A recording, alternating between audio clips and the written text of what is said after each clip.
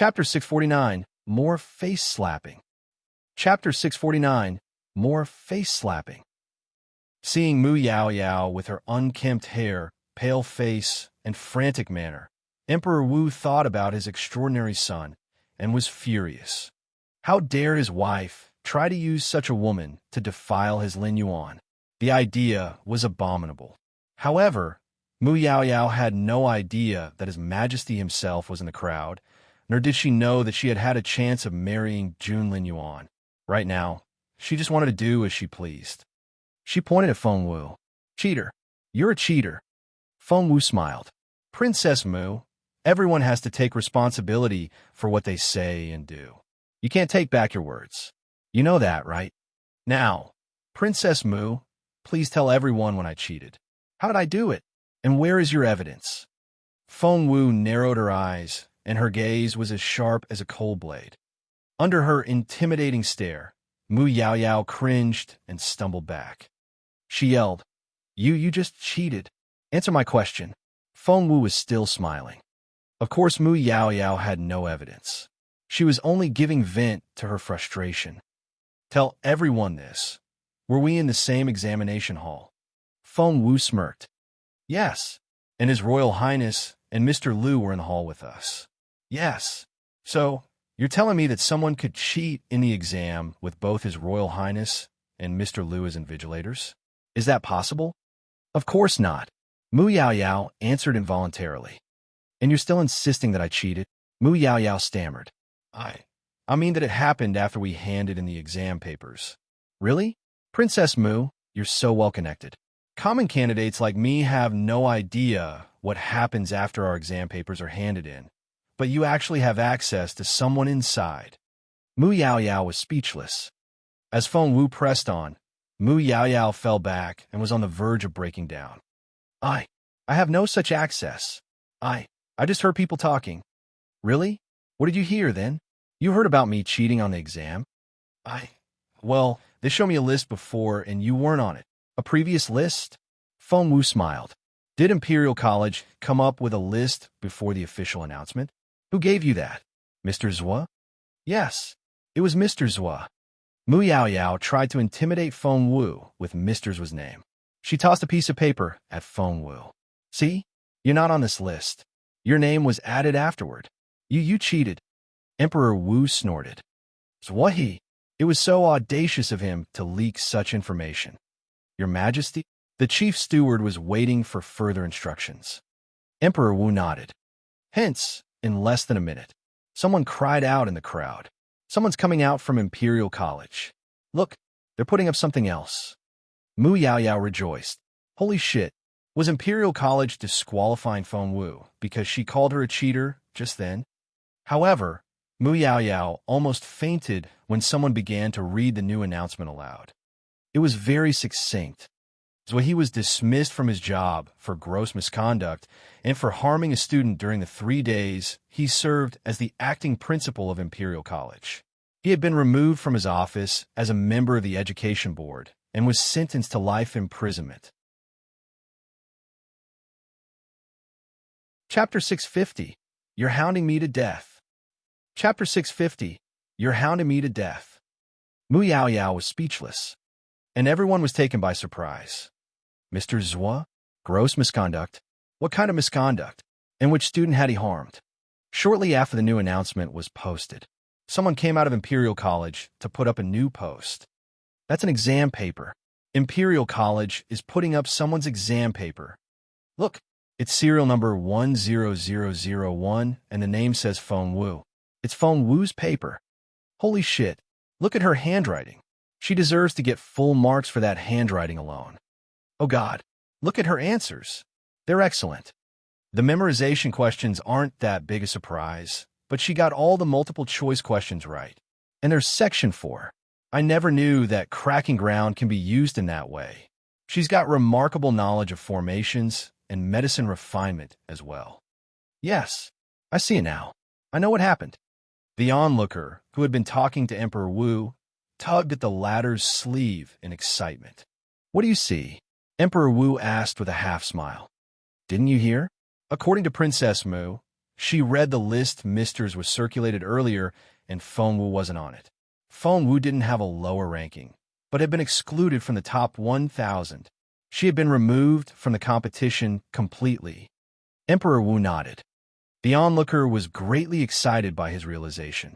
But they've just put up Feng Wu's exam paper, with His Royal Highness and Mr. Liu as the invigilators. There's no way Feng Wu could have cheated, right? Emperor Wu said, "Of course not. This is it then. This is proof of Feng Wu's true capability. She got full marks, and no one can question a thing. But she didn't even get into the first 1,000 in Mr. Zhu's list. That malpractice was Mr. Zhu's doing. He harmed a student and was removed from his post for misconduct. That was what he did." The others around them were enlightened. "You're so right. That makes sense. We were wondering just then, who knew Mr. Zhua could do such a thing? That's what family is unbelievable." A few steps away, the people from the Zhua family lowered their heads and quietly left the scene. No one would have connected Mr. Zhua's misconduct with his disciplinary fraud in the exam, but after what Mu Yaoyao did, everyone now knew what the Zhua family had been up to. It was all thanks to Princess Mu and the Mu Manor. Meanwhile, Mu Yaoyao stood there, dazed. She hadn't seen that new announcement coming at all. Crossing her arms, Feng Wu grinned at Mu Yaoyao. "See that? W, what do you want?" Mu Yaoyao glared at Feng Wu. "Nothing, really." Feng Wu shrugged. "I'm wondering, when are you going to honor our bet?" Mu Yaoyao was speechless. All eyes were on Mu Yaoyao now. Would she keep her promise? Mu Yaoyao kept her gaze on Feng Wu. "You want me dead, then?" Feng Wu shrugged again. "Princess Mu, you forced me to take the bet, and I'm the bad guy now. Luckily, everyone here is a witness, or you might actually pin the thing on me." So, Feng Wu waved the agreement at her. "Princess Mu, when do I get to play with your head as a football?" You. Mu Yaoyao had never felt this humiliated before. Everyone was looking at her as if she was a clown, and the looks they gave her were full of contempt and ridicule. "You're hounding me to death here." Mu Yaoyao pointed at the crowd. You and you lot. You're all in so much trouble." Chapter 651, Face Slapping continued. Chapter 651, Face Slapping continued. Princess Mu promptly turned to leave after blurting out those words. She left just like that. Everyone stared at Mu Yaoyao. What about her bet? She had bet her own head. Had she forgotten about it? "Hey, Princess Mu, what about that head?" "Princess Mu, you're supposed to cut your head off, right?" "Princess Mu, we won't stop you, but you've got to leave your head behind." Ha ha ha.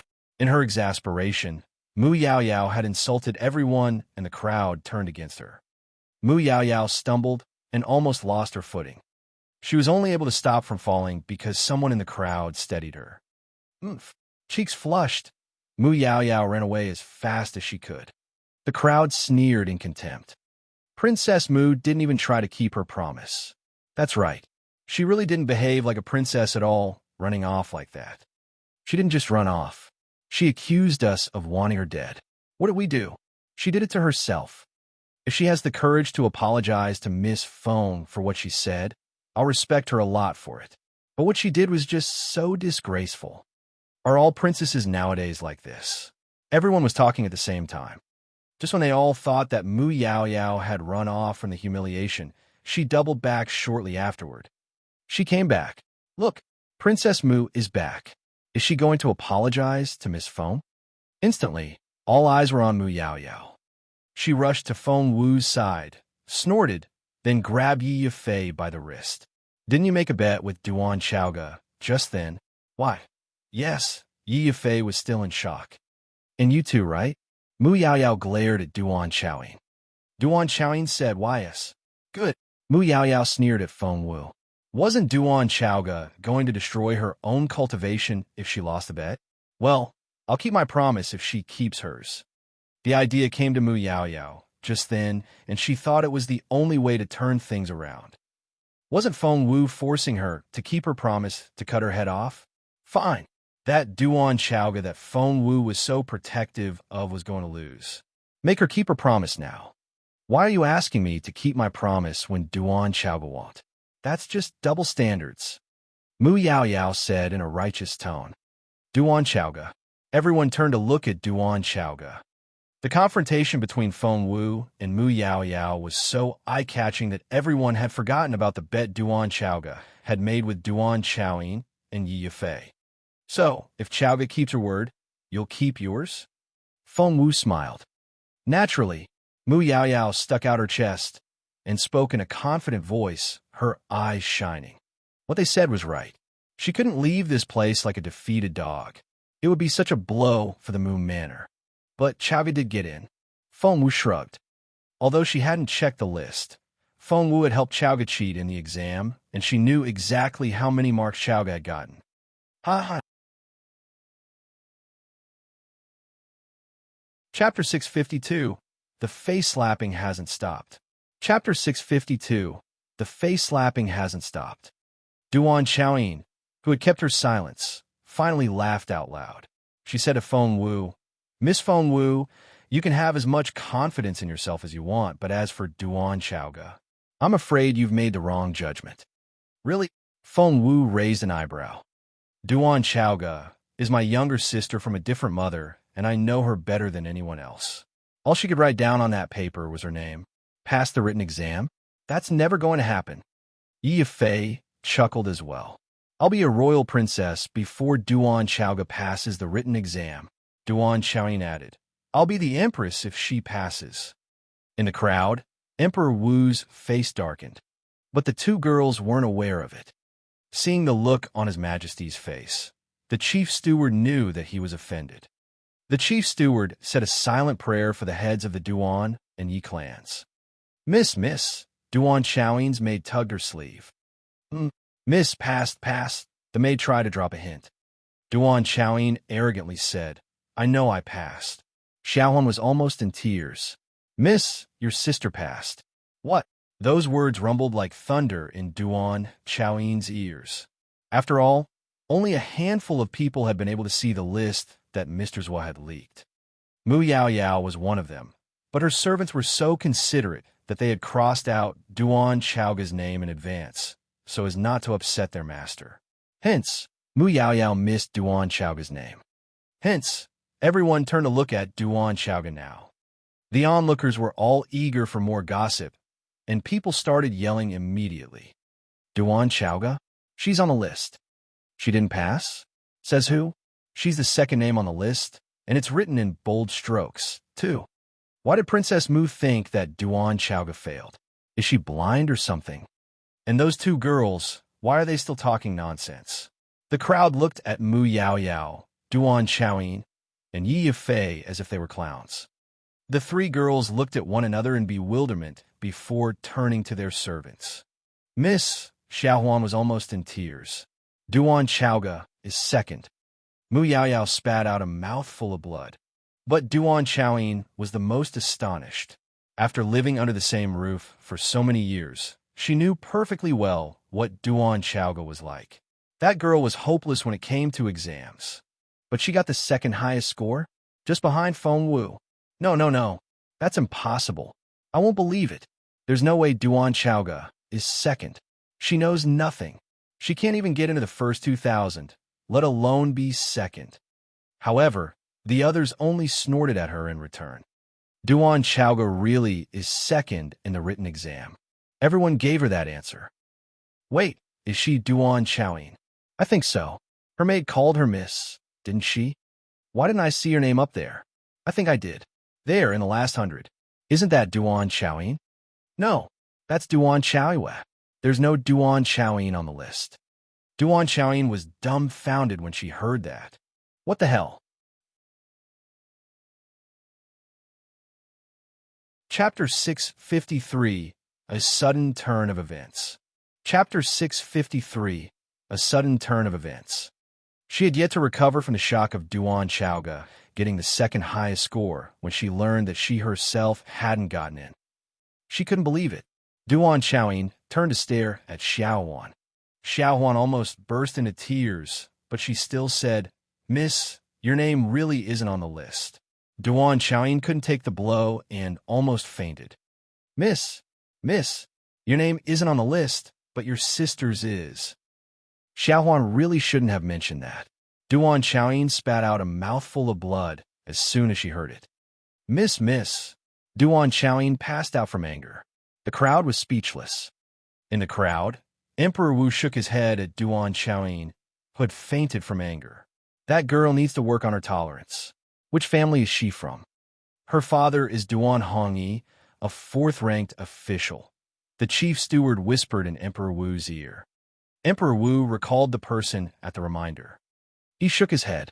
Duan Hongyi is a decent government official, but he's not as good when it comes to raising his children. This daughter of his isn't presentable at all.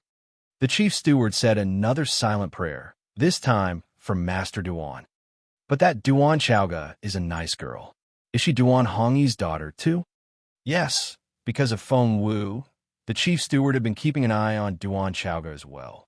Miss Duan Xiaoga is Duan Hongyi's third daughter, but her mother is a concubine and her family bullies her. Emperor Wu frowned. Duan Hongyi is such a poor judge of character. The chief steward felt even more sorry for this Master Duan now. His Majesty had just criticized him on his judgment of character. A fourth-ranked official was probably the highest Duan Hongyi was ever going to go. With Mu Yaoyao and Duan Xiaoyin spitting out blood, Yi Yifei was the only one on her feet, but she didn't look any better. Yi Yifei, right? Feng Wu glanced at her. Feng Wu, what do you want from me? Feng Wu smiled. Those two passed out from fear, and they can wait. But what did you say just then? You'll cut an arm off if Chao gets in? But... Yi Yifei read the agreement about her bet, and her eyes lit up all of a sudden. She shouted, but you've only just passed the written exam. There's still the physical tryout to go. I'll cut my arm off if you pass that and get into Imperial College. Feng Wu frowned. Yi Yifei was thrilled as she pointed at the words on the agreement. Look, it says get into Imperial College, not pass the written exam. Ha ha ha ha. The bet is about getting accepted into Imperial College. Feng Wu darted a look at her agreement and saw that it was indeed the case. She hadn't noticed it when the agreement was drafted, for to her understanding, passing the written exam wasn't that different from getting into Imperial College. Mu Yaoyao and Duan Xiaoyin had passed out. Of course, they were only pretending to have passed out. For if they didn't do that, Feng Wu would ask them to honor their bets. But Yi Yifei's words gave them some hope. Well, it gave them a lot more than some hope. Mu Yaoyao jumped to her feet. She stared at Feng Wu with a malicious smile on her face. Feng Wu, the bet we made was for you to get into Imperial College, not pass the written exam. At least, that was what was written in the agreement. Chapter 654. You like her? Chapter 654. You like her? Duan Xiaoyin also swiftly rose to her feet and glanced at Feng Wu arrogantly. Our bet is also about getting into Imperial College, not passing the written exam. The crowd was dumbfounded. No one had expected such a turn of events. The wording of an agreement was so important. The onlooker next to Emperor Wu frowned. Emperor Wu found the teenager rather amusing. What's with the long face? Well, there's something you should know. The teenager smiled bitterly. Feng Wu is a special case. Really? Emperor Wu raised an eyebrow, pretending not to know anything. The teenager sighed. Miss Feng Wu used to be this super genius girl, but she got unlucky, and somehow she was crippled. She's just an ordinary person with no spiritual essence now. Here's the thing. Without spiritual essence, although she can still learn the theory, she'll be hopeless in actual combat. Miss Feng Wu is crippled physically, but it hasn't affected how smart she is. Yes, so she was able to get the highest score in the written exam and got full marks. That's an unprecedented record. You're right, but she's lost her cultivation ability. I checked just then and I found out that she has no spiritual essence whatsoever. How is she going to get through the physical tryout? How is she going to get into Imperial College? The written exam only takes up 300 of the 1,000 points, and the physical tryout takes up 700. The teenager was genuinely concerned for Feng Wu, and he went on sighing.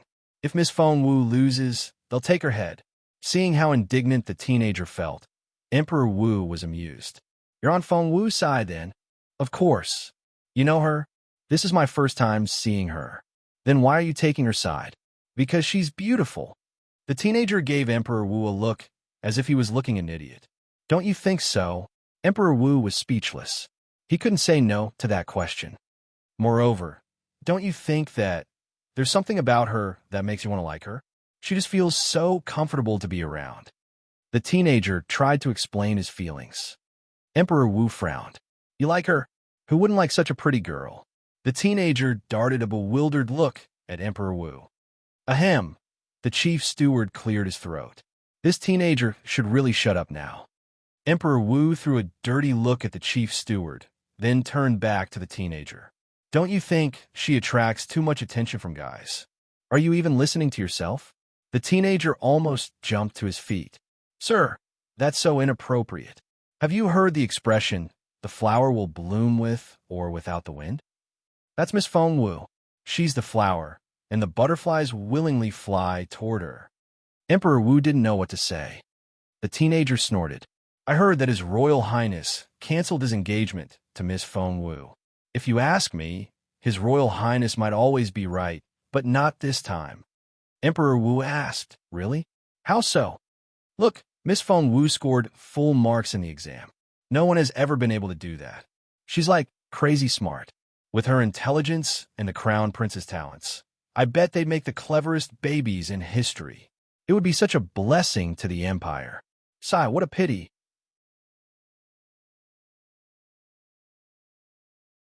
Chapter 655, Impossible. Chapter 655, Impossible. The teenager sounded as if he had experienced many vicissitudes of life. Crossing his hands behind his back, he shook his head, sighed, and left the square. Emperor Wu didn't know what to say. Rubbing his chin, he murmured to himself, Would Feng Wu be an ideal match for my son? It was too great a matter for the chief steward to offer any opinion on it. Meanwhile, Feng Wu was dealing with Mu Yaoyao and Duan Xiaoying. Look, it says in the agreement that you have to be accepted by Imperial College. Haha, Feng Wu, are you still going to bed? Mu Yaoyao had long wiped the blood from the corner of her mouth, and her eyes looked like they were spitting fire. She knew better than anyone else that Feng Wu was a cripple without any trace of spiritual essence. The girl thought she could pass the physical tryout. In her dreams, Feng Wu darted a casual look at Mu Yaoyao. You know, I'll say yes if you want to revoke that bet now. Revoke. Mu Yaoyao's eyes lit up. Feng Wu had to be scared. She wanted to cancel the bet. She had no confidence in herself at all. That was why she had made that suggestion. Mu Yaoyao cracked up inwardly. Feng Wu, do you remember how you wouldn't cut me any slack just then? Now that things were turning against her, she wanted out. No, we won't. Mu Yaoyao said without hesitation. Feng Wu frowned. Are you sure? This is your one chance. Ha ha ha ha. Feng Wu, you're only saying that because you know you can't get into Imperial College. Ha ha. I'm going to stick with my bet, and I'll be laughing when I cut your head off. Mu Yaoyao's eyes flickered, satisfied with her impending revenge. Feng Wu looked at Duan Xiaoying and Yi Yifei. Those two had made a bet with Chaoga. Yi Yifei took a deep breath. Can I cancel mine? All eyes were on Yi Yifei right away. Yi Yifei said, I don't have that many grudges against Duan Chaoga, and it's really not worth losing an arm over. So, can I revoke my bet? More importantly, Yi Yifei had noticed that Duan Chaoga was a level 9 spiritual master already. The girl had only been a level 7 the last time they met, but she had made it to level 9 in no time. That was so scary. After everything that had happened, Yi Yifei wavered. Feng Wu let Chaoga make her own decision. Chaoga snorted. That's very smart of you. Well, you get to keep your arm for now. Shun then turned to Duan Xiaoying. What about you? Duan Xiaoying sneered. You really think you can get in? Of course, I'm not going to give up on such a great opportunity. I'm still in on the bet. You'll have to destroy your own cultivation if you lose, and I'll do the same if I lose. Deal. Chaoga gave Feng Wu a nod. The crowd began to scatter. Lady Wang and Feng Lu exchanged looks. Both had yet to recover from the shocking news. Slowly, they headed home. Mother, do you think it's true? Feng Lu came back to herself and stared at Lady Wang in bewilderment. Feng Wu is first. She got the highest mark? That's impossible. Impossible. Like many people, Feng Lu had been convinced that Feng Wu would never pass the written exam. Lady Wang was in a foul mood. Feng Lu's eyes flickered with a jealous look in them. Feng Wu wasn't on that first list. Her name was added afterward. I don't know what she did, but she only got on the list at a later stage. I won't believe that she didn't cheat.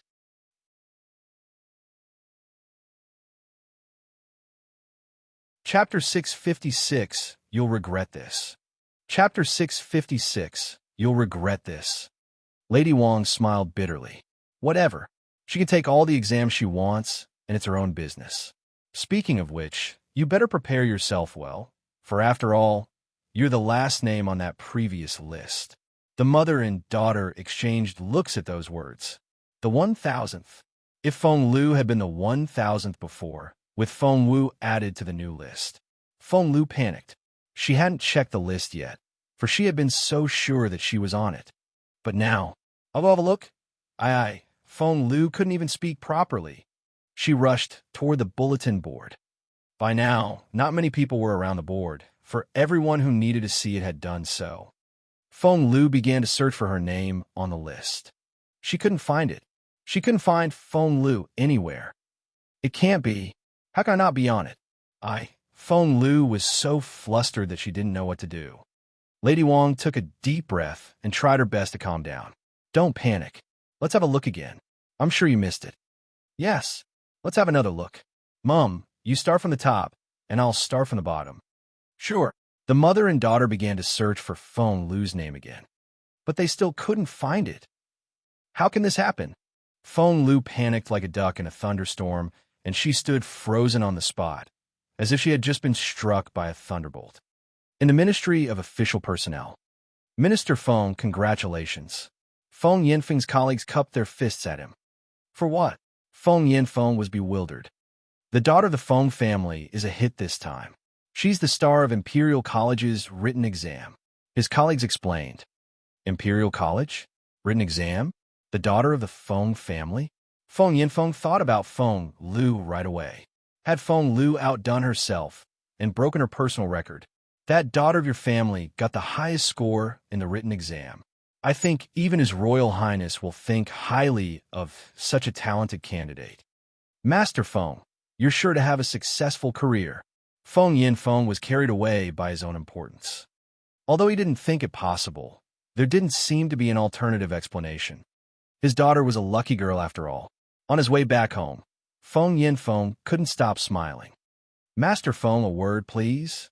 Lord Wuan went up to Feng Yinfeng. Feng Yinfeng was a little confused. Lord Wuan and himself weren't from the same circle. What was this about? Lord Wuan only explained the purpose of his invitation after he showed Feng Yinfeng into World Tower. The Ning family has a marriage proposal. Feng Yinfeng took the hint right away. Lord Wuan was from an old noble family in the imperial capital and was quite the character himself. Instead of showing up at court for duty, he spent his days indulging in petty hobbies. However, he was quite popular in the imperial capital's social circle and was considered a reliable person. That's right. Lord Wuan smiled. Ning Chenxi, the son of the Ning family, wants no one but Feng Lu as his wife. They came to me to act as the go-between. Old Feng, do you have a preferred date? I'll tell the Ning family to officially propose to your daughter. Feng Yinfeng was going to accept the offer, but he recalled the congratulations he had received earlier, which changed his mind. He said with a smile, "Let's talk about it later, shall we?" Lord Wuan frowned. He had brought the good news himself, and this man was still stalling. As a matter of fact, Lord Wuan had heard about Feng Lu's controversial reputation before, but Ning Chenxi was very persistent. Seeing Feng Yinfeng's reaction, Lord Wuan wasn't pleased. Chapter 657, Face-Slapping Again. Chapter 657, Face-Slapping Again. Master Feng, are you not satisfied with the Ning family in any way? Lord Wuan frowned. That wasn't very polite of Feng Yinfeng. Did he realize what kind of people the Ning family were? Ning Ziyuan was a high-ranking official who was in charge of a border region, and the family was connected to Northern Feng Mansion by marriage. The Feng family should be filled with gratitude that such a family would want their daughter's hand in marriage. Assuming heirs? What was this Feng Yinfeng thinking? Lord Wuan found Feng Yinfeng very ungrateful. Had this happened yesterday, with Lord Wuan acting as the matchmaker, Feng Yinfeng wouldn't even have blinked before saying yes. But not now, not after the news Feng Yinfeng had heard from his co-workers. Feng Lu was first in the written exam, and His Royal Highness had a thing for her. That was incredible. Feng Yinfeng didn't think he was too greedy. All he wanted was for His Royal Highness to take Feng Lu in as his imperial concubine. That would be the best thing that could ever happen to the Feng family. That would be much better than becoming Ning Chenxi's official wife. That was why Feng Yinfeng was stalling. After turning Lord Wuan down, Feng Yinfeng returned home, still excited. He spotted Lady Wang and Feng Lu as soon as he walked in. Lu, heir. Feng Yinfeng was delighted to see Feng Lu, and he patted her on her head and shoulder. Good girl. You made me very proud today. We would have given all the resources to you if we knew you had such potential. We wouldn't have wasted everything on Feng Wu back then. Feng Lu stared at Feng Yinfeng in confusion. What was that about? Feng Yinfeng went on, gloating. Girls aren't as important as boys? Says who? My Lu heir outdid all those boys out there. Kiddo, keep up the good work and be first in the physical tryout, too. The corner of Feng Lu's mouth twitched, and she exchanged looks with Lady Wang. Shit, this was a huge misunderstanding. Her father must have mistaken Feng Wu's accomplishment for hers. When he found out that Feng Lu didn't even get into the first 1,000 and wasn't qualified for the physical tryout.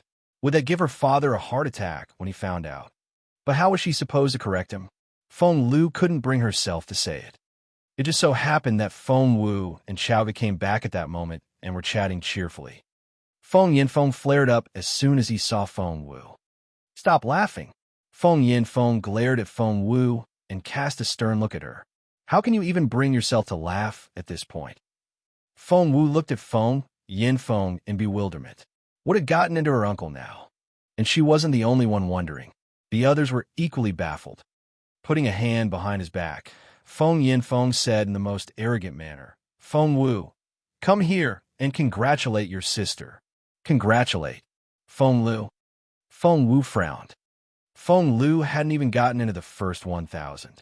Was her uncle serious? Seeing the hesitant look on Feng Wu's face, Feng Yinfeng was annoyed. He snorted, Your sister outdid herself and gained such an achievement. As her sister, shouldn't you offer her your congratulations? Feng Lu's face twisted and she tugged at Feng Yinfeng's sleeve. Dad, stop it. He was only humiliating her. Right, I forgot. You took the exam as well. How did you do? You failed, right? Feng Yinfeng said in resignation. Well, it's normal for you to have failed. You're a cripple. I wouldn't have expected otherwise. Stop stalling and congratulate your sister now. She might run this clan one day, and your family will be at her mercy. I try to get along well with her, if I were you. Feng Yinfeng meant every word and thought he was justified in his behavior. But Feng Wu only found him ridiculous.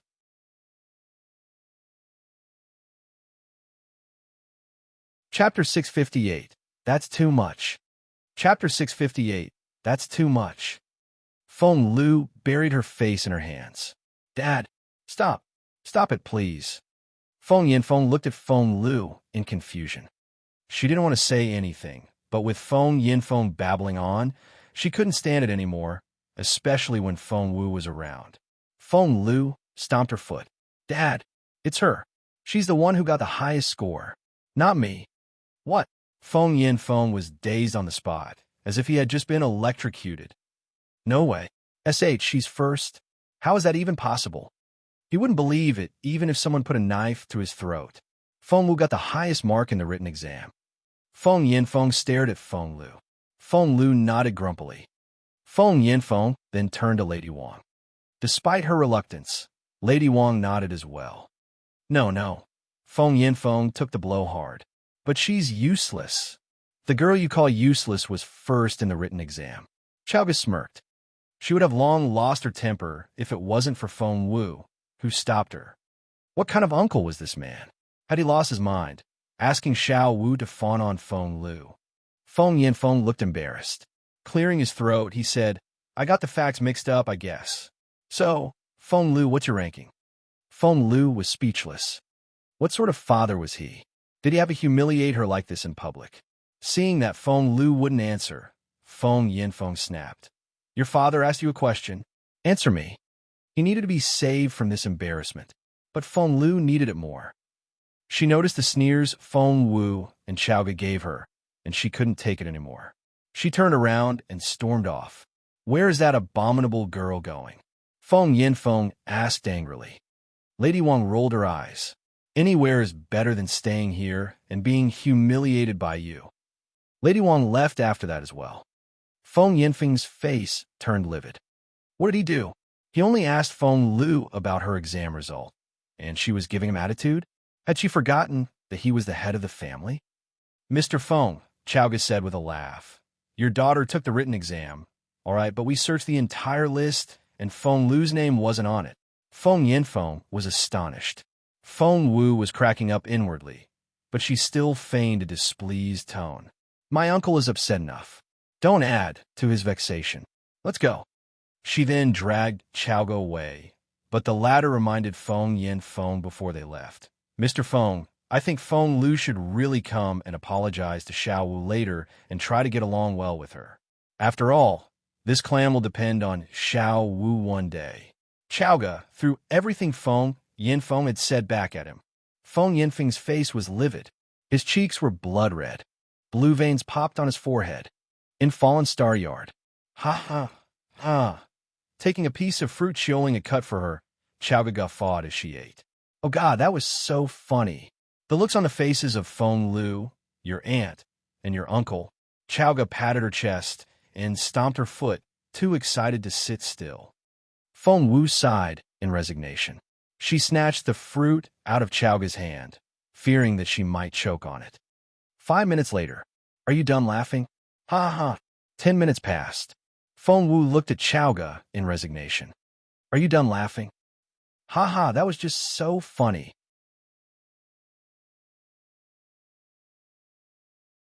Chapter 659, Loaded with Honors.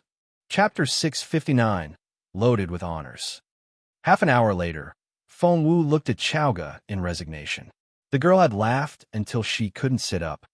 Xiaoling, rub my belly for me. Ouch, it hurts. I think I have cramps. Chowga turned to Xiaoling for help. Xiaoling chuckled as she offered Chowga a cup of Xiaoling tea. Hey, Xiaoling tea.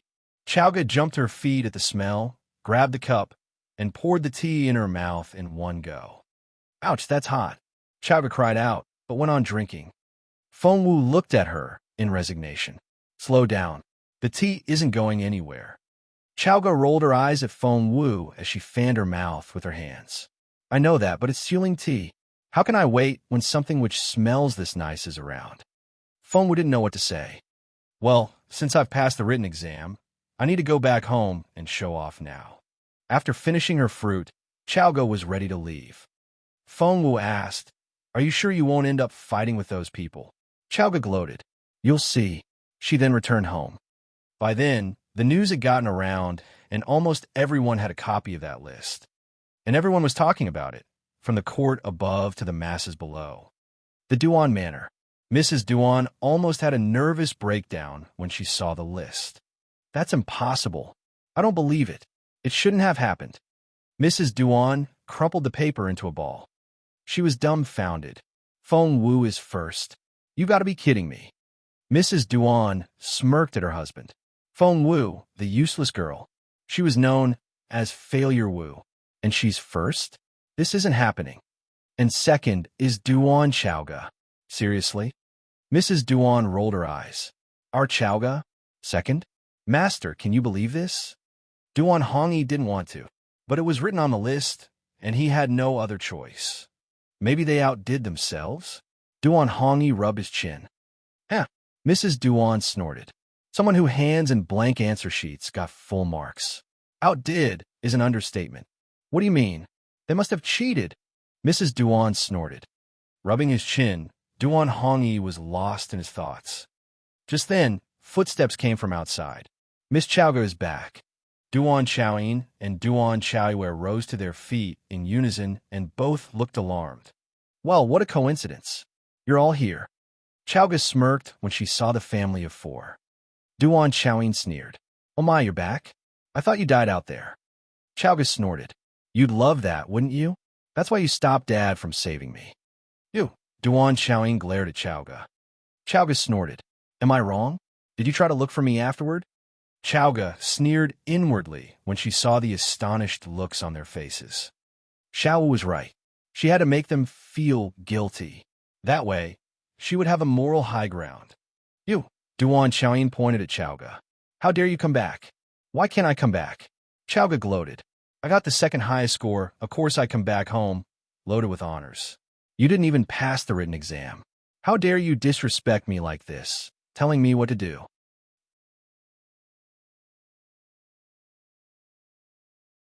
Chapter 660, You Jealous Losers.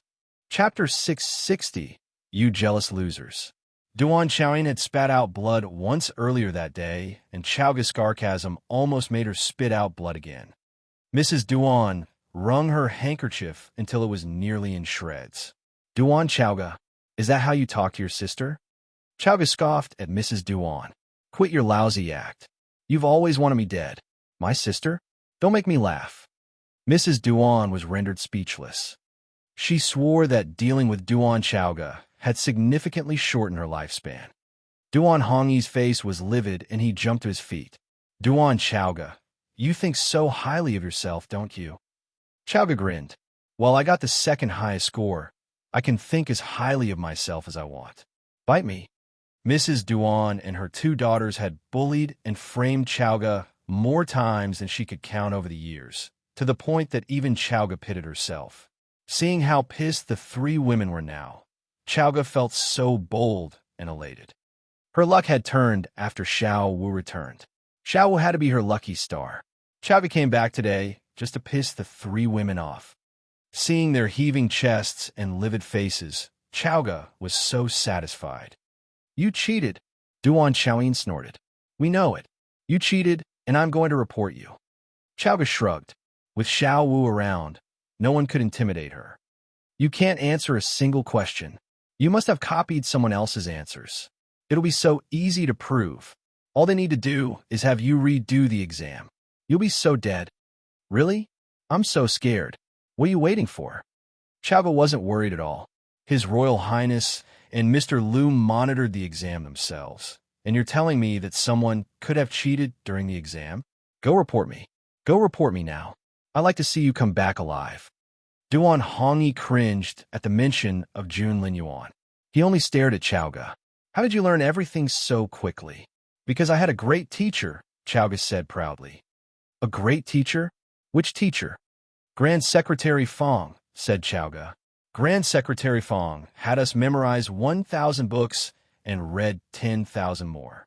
According to the old master, we would get good grades if we remembered them all. Well, she hadn't remembered a single word, but Xiao Wu had. Grand Secretary Fong, Duan Hongyi cried out. Which Grand Secretary Fong?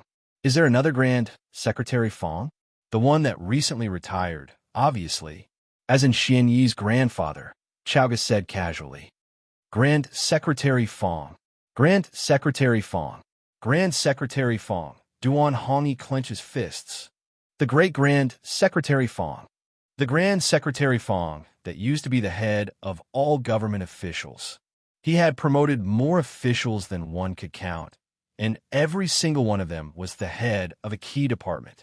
If he could get on Grand Secretary Fong's wagon, his future would be so promising. At that thought, Duan Hongyi smacked his thigh. Well done, Chaoga. I'm so proud of you, my daughter. He then patted Chaoga on the shoulder. Kiddo, do you need anything? We'll do our best to support you. Chaoga was never the humble type, and she said without hesitation, with the physical tryout coming, I still need a lot of cultivation resources. Of course, Duan Hongyi had always tried to form a connection with Grand Secretary Fong, but could never find an opportunity to meet the old man. He now saw Chowga as his big breakthrough. He showed Chowga to the family vault right away. Take whatever you need. The Duan family wasn't from a major clan, but they had accumulated a considerable amount of resources over the years. There were plenty of spiritual stones in the vault as well.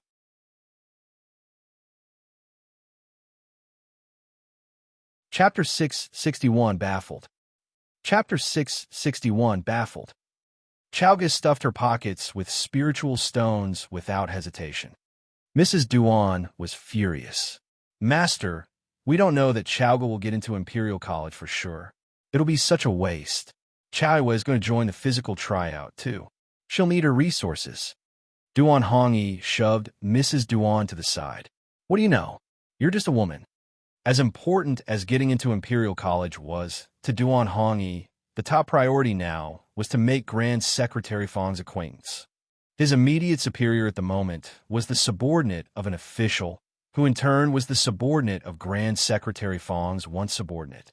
He wouldn't have to worry about not getting a promotion ever again if he could get Grand Secretary Fong as a patron. Chowga promptly left home after raiding the family vault, saying that she was going to see Grand Secretary Fong. Yes, of course. Duan Hongyi nodded repeatedly. Mrs. Duan and her two daughters were infuriated. Meanwhile, Feng Wu was at home and chatting with her beautiful mother when a distinguished guest arrived at the Feng clan. An invitation from Lady Northern Feng. Lady Wang was elated. Lady Northern Feng was a member of the upper class in the social circle of the noble ladies of the imperial capital. Lady Wang had been trying to make her acquaintance, but could never get a chance. She had never expected Lady Northern Feng to send the Feng clan an invitation. Lady Wang's and Feng Lu's eyes lit up. Was Lady Northern Feng reaching out to the Feng clan? After the frustration which Feng Wu had brought them earlier that day, this invitation cheered Lady Wang and Feng Lu up. What was more, the invitation was brought by Granny Tao, Lady Northern Feng's personal maid, herself. You didn't have to go through so much trouble, Granny Tao, not to mention all these gifts. Lady Wang smiled broadly. Lady Wang knew about the Ning family's marriage proposal and the relationship between Lady Northern Feng and Mrs. Ning. She thought that Granny Tao was here to invite Feng Lu and herself over. Granny Tao scanned the room, then frowned. Is Miss Feng Lu the only young lady at home now? What was that supposed to mean? Lady Wang's heart sank. Do you mean, what about Miss Feng Wu? Is she at home? Despite Granny Tao's soft voice and kind smile, she gave off an air that was characteristic of servants from a noble house. The last thing one wanted to do was offend her. Feng Wu. Lady Wang felt her anger rise at the mention of that name. Of course, she would make sure that Feng Wu would never be part of something this great. Lady Wang answered with a smile. Xiao Wu has probably gone off somewhere. Sorry about that, but she's such a stubborn and unruly child. There's nothing gentle about her, and she's never home. We never know where to find her. That was Lady Wang's usual strategy. With a smile on her face and in a casual tone, she smeared Feng Wu's reputation. Granny Tao's face darkened right away, and she snatched that invitation back.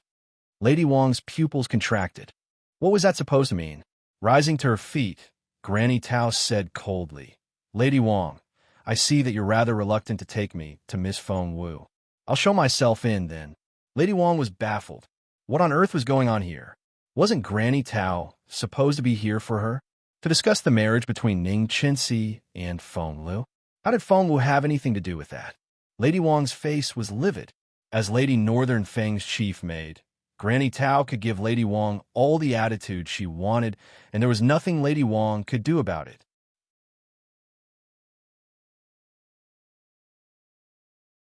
Chapter 662 with Child.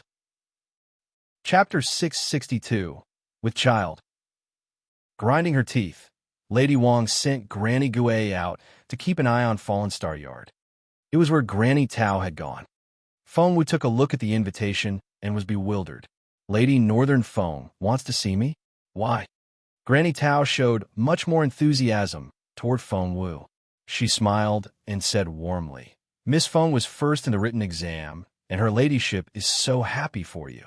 I was sent here to take you to her." Since Feng Wu had nothing better to do at the moment, she went off with Granny Tao. Outside, Granny Gui saw Feng Wu and Granny Tao come out of the yard together, with Granny Tao holding Feng Wu's arm in a deferential manner. Granny Gui's pupils contracted. She went to report to Lady Wang as soon as Feng Wu left. At the same time, "Wretch! Wretch! Wretch!" Feng Lu retched into her handkerchief. Lady Wang frowned. "What's wrong? You were fine this morning. Why are you sick all of a sudden? Is it a stomach problem? You lot, go fetch the doctor now." Feng Lu's nose puckered up. "I've been like this for a few days. I feel sick all the time, I've lost my appetite, and I'm always sleepy. This is so annoying." Lady Wang looked stumped for a moment. She stared at Feng Lu as if she had just been struck by lightning. "Why you? What?" Feng Lu's stomach lurched. "You, how long have you been like this?" Lady Wang had forgotten to blink. "Just a few days. When did Feng Wu come back?" Lady Wang grabbed Feng Lu's arm with a desperate look in her eyes. 2 months ago, I think." "Then you," and Lady Wang's eyes popped. You. What did I do? You're not with child, are you?" Lady Wang stared at Feng Lu. Feng Lu, eyes wide open. Feng Lu looked like she was in a trance as she stood dazed on the spot. She put a hand on her belly. Could it really be? If that was the case. "Oh God, Mom, what am I going to do?" Flustered, Feng Lu was at a loss. Tears welled up in her eyes. She was still so young and life had been smooth sailing for her. The news completely befuddled her. Lady Wang was no better. "You fool!" She jabbed Feng Lu's head with a finger. Feng Lu cried so hard that she couldn't say anything else. "What's going on?" Feng Yinfeng asked with a frown as he walked out of his study to find the mess outside. It suddenly occurred to him that starting from a short while ago, his wife didn't feel as pleasing as before. His voice made Lady Wang and Feng Lu jump. Lady Wang said in a hurry, "Nothing, really. Luer has an upset stomach, that's all. We've sent for the doctor already." An upset stomach? Feng Yinfeng was feeling patient today, which was very rare for him. "Come here. Let me feel your pulse." "No." Feng Lu shook her head repeatedly, and tears rolled down her cheeks. Feng Yinfeng frowned. Why was the girl so touchy? Lady Wang hastily ushered Feng Yinfeng out of the room. "The doctor is coming soon. Please don't let us keep you. Your official business is way more important." Seeing how badly Feng Lu was shaking, Feng Yinfeng frowned, put his hands behind his back, and grumpily left the room. "Mom, what shall I do? If the doctor gets here, and I'd rather die." Feng Lu burst out crying. Lady Wang felt lightheaded at her daughter's wail, and she thought she was going to pass out. Just then,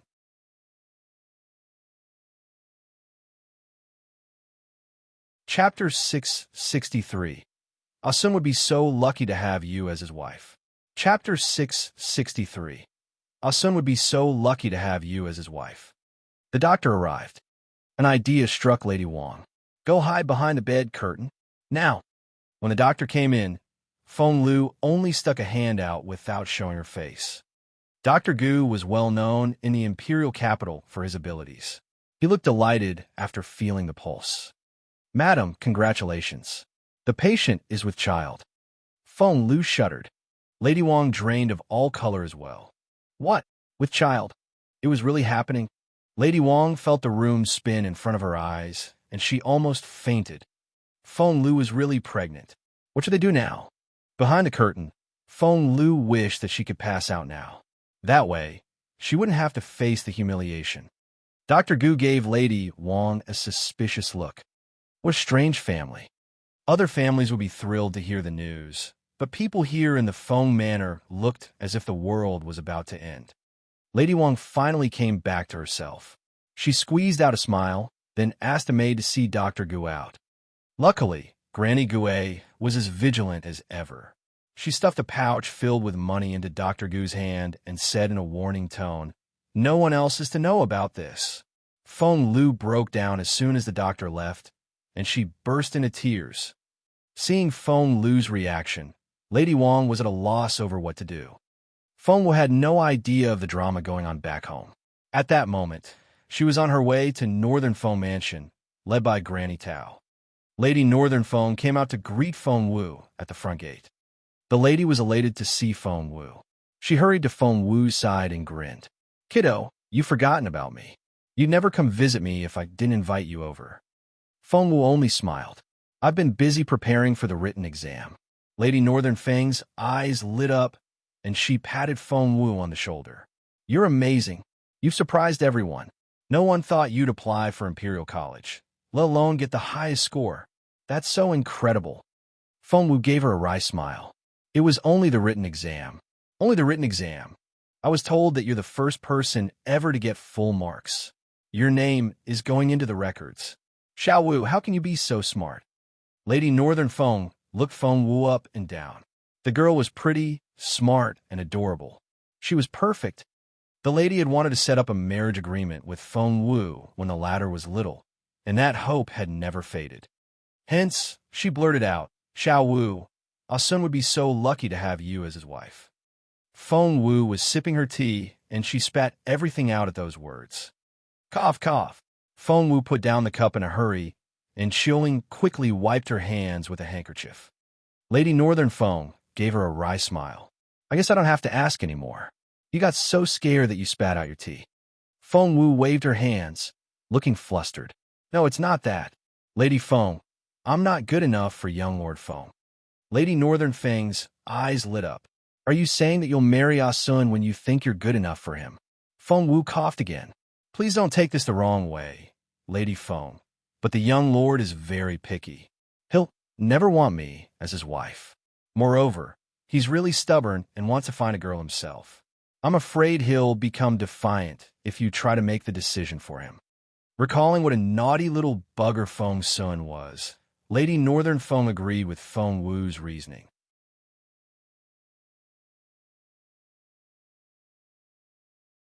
Chapter 664. This girl is a doctor who works miracles? Chapter 664. This girl is a doctor who works miracles. Lady Northern Feng raised an eyebrow at Feng Wu. "I'll beat about the bush a little and see how he feels about you." Feng Wu picked up her cup, trying to change the subject. She noticed something on Lady Northern Feng's face and frowned. Noticing Feng Wu's unblinking gaze, Lady Northern Feng felt disturbed. "Kiddo, why are you staring at me like that? It gives me the creeps." The frown on Feng Wu's face grew bigger. "Your ladyship, I need to speak to you in private." Lady Northern Feng was bewildered. Why was the girl so serious all of a sudden? Since she had always liked and trusted Feng Wu, the lady dismissed all the maids so that Granny Tao was the only servant left in the room. "Lady Feng," Feng Wu asked after some hesitation, "you sweat easily these days, don't you?" Lady Northern Feng was surprised by the question, and Granny Tao answered for her immediately. "That's right. Her ladyship has been sweating profusely in her sleep in the past month, but she rarely sweats during the day." "Does she wake up at midnight every day, covered in a cold sweat?" "Yes, that's right." Lady Northern Feng nodded in a hurry. "That's exactly what's been going on. I've been jerking awake at midnight every day. I can always go back to sleep soon afterward, which is why I haven't thought much of it." "How did you know that?" Feng Wu smiled bitterly. "Because midnight is when the yin and yang energies replace each other." Lady Northern Feng didn't know what that meant, but still felt concerned. Feng Wu then asked, "Do you occasionally feel dizzy when you get up in the morning these days? But the sensation goes away after a while?" "Yes." Lady Northern Feng nodded. "Xiao Wu, you're spot on. I felt that way several mornings in a row, and I sent for doctors. But they only told me that I was plagued by weakness and needed more rest. That was all they could say about my case." Feng Wu examined Lady Northern Feng's face, then leaned over and whispered in her ear, "Has it been a while since you had your period?" Lady Northern Feng's eyes widened. How did you know that?" She looked at Granny Tao when she said that. Granny Tao smiled bitterly. "Your ladyship, I would never tell Miss Wu such a private matter." Lady Northern Feng believed her. She then turned her sharp gaze on Feng Wu. "How did you know that?" Her menstrual cycle was so private a matter that the only other person who knew about it was a female medicine refiner in the Medicine Refiners Guild. Feng Wu shrugged.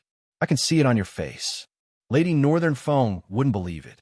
You're too young to be able to do that. I don't believe you. Feng Wu gave her a wry smile.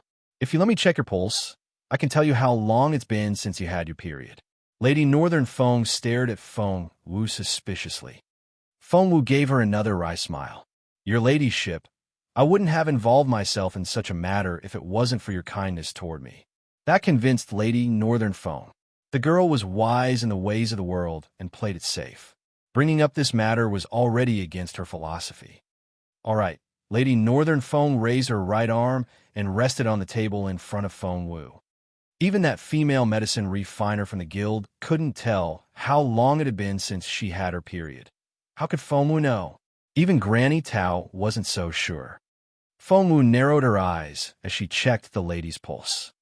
She almost never actively tried to help a patient, but when she did, she would spare no effort.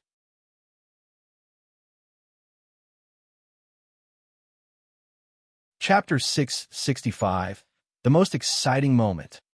Chapter 665, The Most Exciting Moment. Lady Northern Feng and Granny Tao kept their gazes on Feng Wu, trying to decipher what the latter was thinking. In fact, both women had doubts. The girl was simply too young. Even the Imperial physicians and the female medicine refiner from a guild didn't know what was wrong with the lady. What could this girl do? An elderly doctor with white hair and goatee looked a lot more trustworthy. Lady Northern Feng had no faith in Feng Wu. Neither did Granny Tao. They didn't expect Feng Wu to solve the problem. If they didn't have expectations, there would be no disappointment. Feng Wu drew back her hand in less than 5 minutes. That was way too soon. Lady Northern Feng shook her head inwardly. What have you learned? Lady Northern Feng asked indifferently. Feng Wu smiled wryly. 4 years and 3 months. Am I right? What? Lady Northern Feng stared at Feng Wu in disbelief. Feng Wu's answer was so accurate. 4 years and 3 months was right. Back then, Lady Northern Feng had thought that she was pregnant, which had terrified her. That was why she remembered the exact time. Feng Wu smiled. Your pulse feels heavy and your tongue is pale and covered in a thin layer of fur. This indicates that you lack energy in your spleen and stomach, and that you're suffering from overactive phlegmatic fire. You must have lost your temper 4 years and 3 months ago.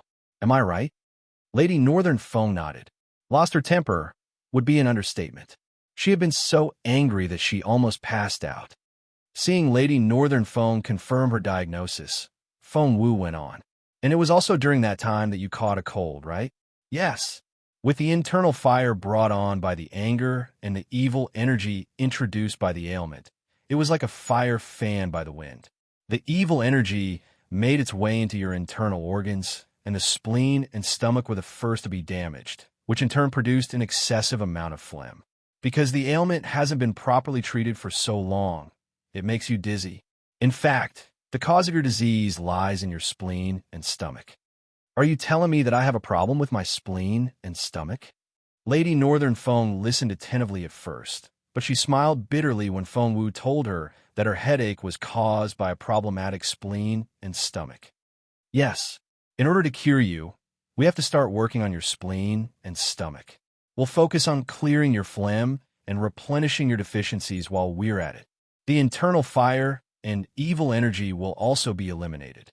Are you telling me that the ailment I had 4 years ago is still inside me? That I was never properly treated? Lady Northern Feng stared at Feng Wu. Feng Wu said earnestly, yes. Not only weren't you cured, your health has been continuously affected by it. You may seem in good shape and only have occasional dizziness, but if I'm guessing right, you were out in the wind today and had some saltwater fish. I'm afraid that you're going to get dizzy very soon. I can't eat saltwater fish. Of course not. Fish and meat will aggravate the dampness caused by the phlegm inside you. Your body can't handle it, Feng Wu said decisively. Lady Northern Feng wasn't fully convinced. Just then, footsteps came from outside. Lady Northern Feng frowned. She had left instructions that she wasn't to be disturbed. What was this about? There was a knock at the door. Lady Northern Fong darted a glance at Granny Tao, who went off to dismiss the unwelcome guest. "My lady, it's your sister-in-law." It was none other than Mrs. Ning herself. The same Mrs. Ning that Feng Wu had saved and the mother of Ning Chenxi. Of course, Lady Northern Fong couldn't chase Mrs. Ning away, and she rose to her feet with a smile. "Dear sister-in-law, what brings you here? Do come in." Mrs. Ning walked in with a few maids and grannies. She looked worn out as she smiled bitterly. "What do you think? I'm here for Miss Feng Lu, of course."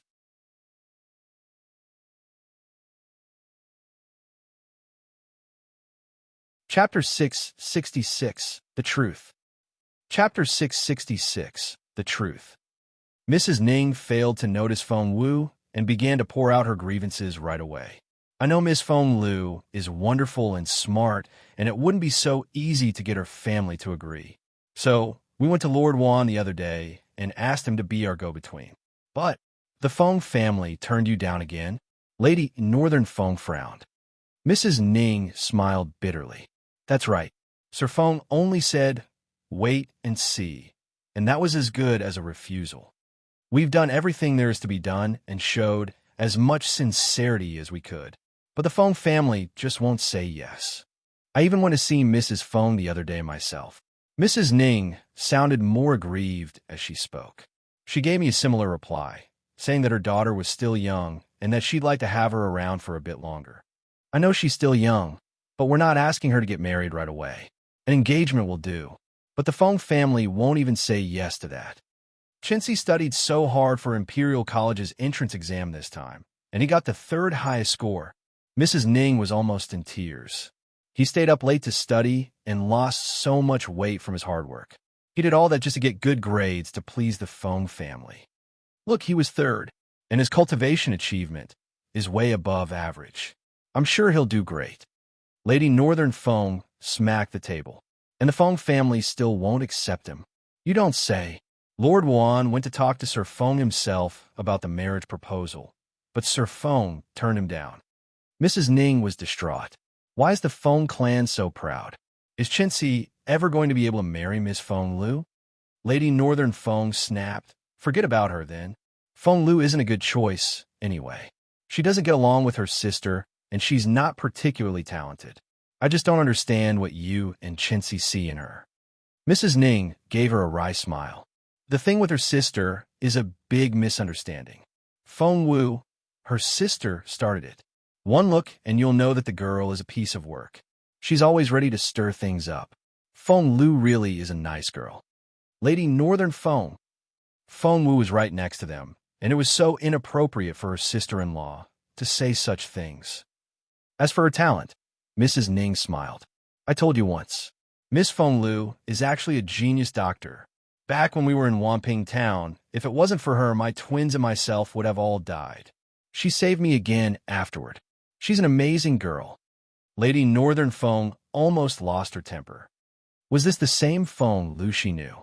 She snorted. "If this Feng Lu really is as wonderful as you describe, why didn't she even pass the written exam?" Well, Mrs. Ning didn't know what to say. Cough, cough. Standing behind them, Feng Wu felt so awkward. If she was guessing right, the savior Mrs. Ning was talking about was her. However, something must have gone wrong, for the lady had mistaken her for Feng Lu. But why did Ning Chenxi want to marry her? Feng Wu shook her head. She began to back away, hoping that she could sneak off before things got more awkward. However, Lady Northern Feng's palm landed on her shoulder. "Xiao Wu, is it true? Feng Lu is secretly a genius doctor?"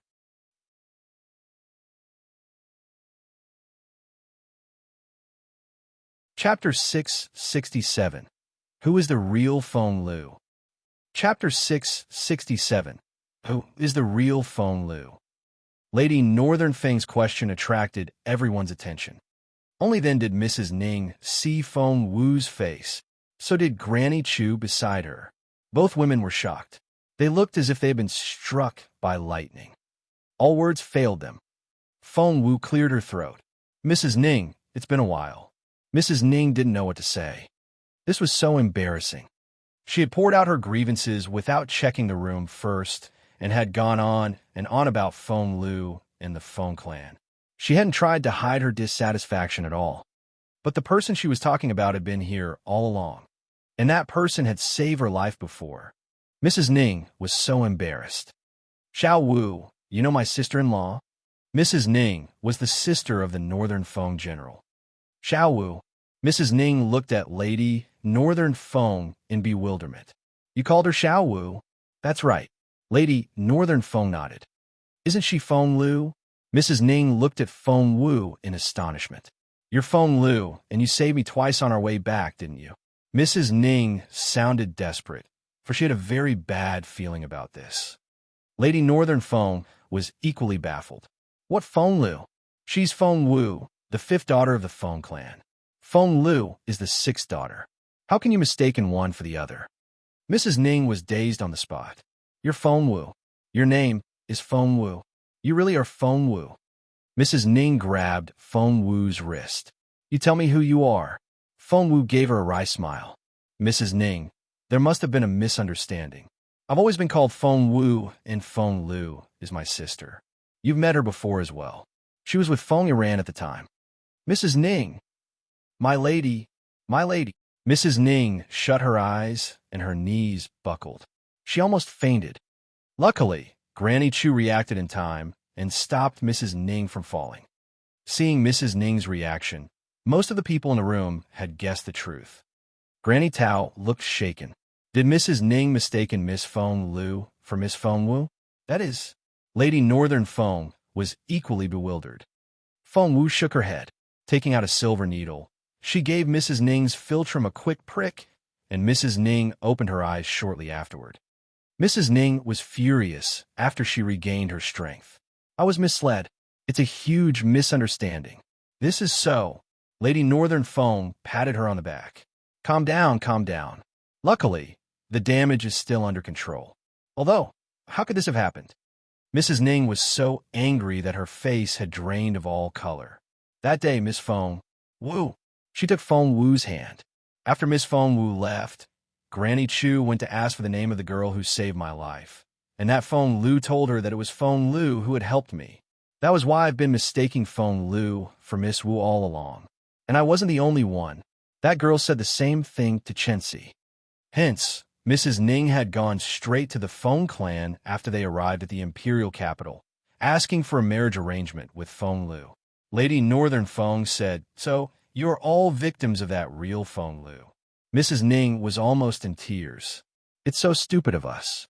We've been trying so hard to marry Chenxi to that Feng Lu, and we pulled so many strings.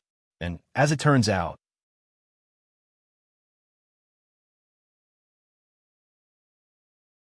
Chapter 668. Do you want the truth? Chapter 668. Do you want the truth? Infuriated, Mrs. Ning spat out a mouthful of blood. Lady Northern Feng was exasperated. Don't be so mad. It's fortunate that they didn't say yes. You would have even more to handle if they had agreed and you found out the truth afterward. Only then did Mrs. Ning calm down a little. But she was still very angry. How dare that girl try to play me like this? Feng the second isn't someone she can mess with. Mrs. Ning used to be a handful herself before she got married. Lady Northern Feng smiled. Miss Feng Lu would have a very hard time after this. Feng Wu shook her head. She had no idea that Feng Lu could be so reckless. However, it had been Feng Lu's decision, and Feng Lu would have to face Mrs. Ning's wrath herself. Seeing that Mrs. Ning was all right, Feng Wu asked for permission to leave. Fearing that keeping Feng Wu here would embarrass her even more, Lady Northern Feng let her go back home.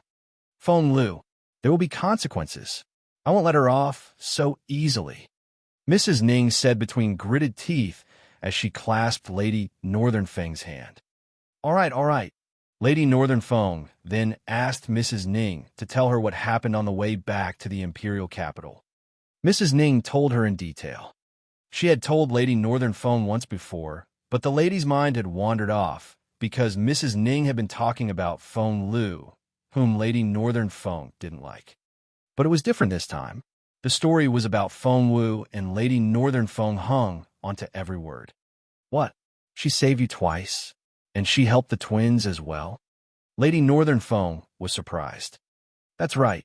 Xiao Wu is an incredible doctor. Young Master Ba of Wamping Town said that I was beyond saving and that they should prepare for my funeral, but Miss Wu wouldn't give up. She brought me back from the brink of death. Young Master Ba is old Master Ba's grandson, that old Master Ba. Mrs. Ning sighed with emotion. Old Master Ba? Everyone in the Junwu Empire knew the name of that medicine refiner. Lady Northern Feng and Granny Tao exchanged looks. So, they could trust Xiao Wu's medical skills, after all. Then, Lady Tang's spy poisoned me, and I almost died. Miss Wu saved me again. Her skills are truly unmatched. She's that good. Lady Northern Feng cried out in surprise. She's that good. I didn't know that. Little Feng Wu has always been ignored or bullied at home. Where did she learn all that? Xiao Wu is having a hard time at home. Mrs. Ning took Lady Northern Feng's hand, her eyes flickering. Lady Northern Feng nodded. That's right. After what happened 5 years ago, her family members are either crippled or weak. They've been through so much. As far as I know, they've struggled quite a bit. Mrs. Ning tightened her grip. Sister-in-law, help me. You have to help me this time. What? We've been mistaking Feng Lu for Feng Wu the whole time, which is why I've been trying to get Qinci engaged to Feng Lu. But now, I'm going to ask for a marriage agreement with Feng Wu. Mrs. Ning was excited. We want to take care of Xiao Wu. I promise we'll be very nice to her. Sister-in-law, please help me. Marry Feng Wu to Ning Qinci. Lady Northern Feng didn't like the sound of that at all. I'm afraid not. But why? Mrs. Ning asked. Lady Northern Feng looked at Mrs. Ning. My dear sister-in-law, do you want the truth?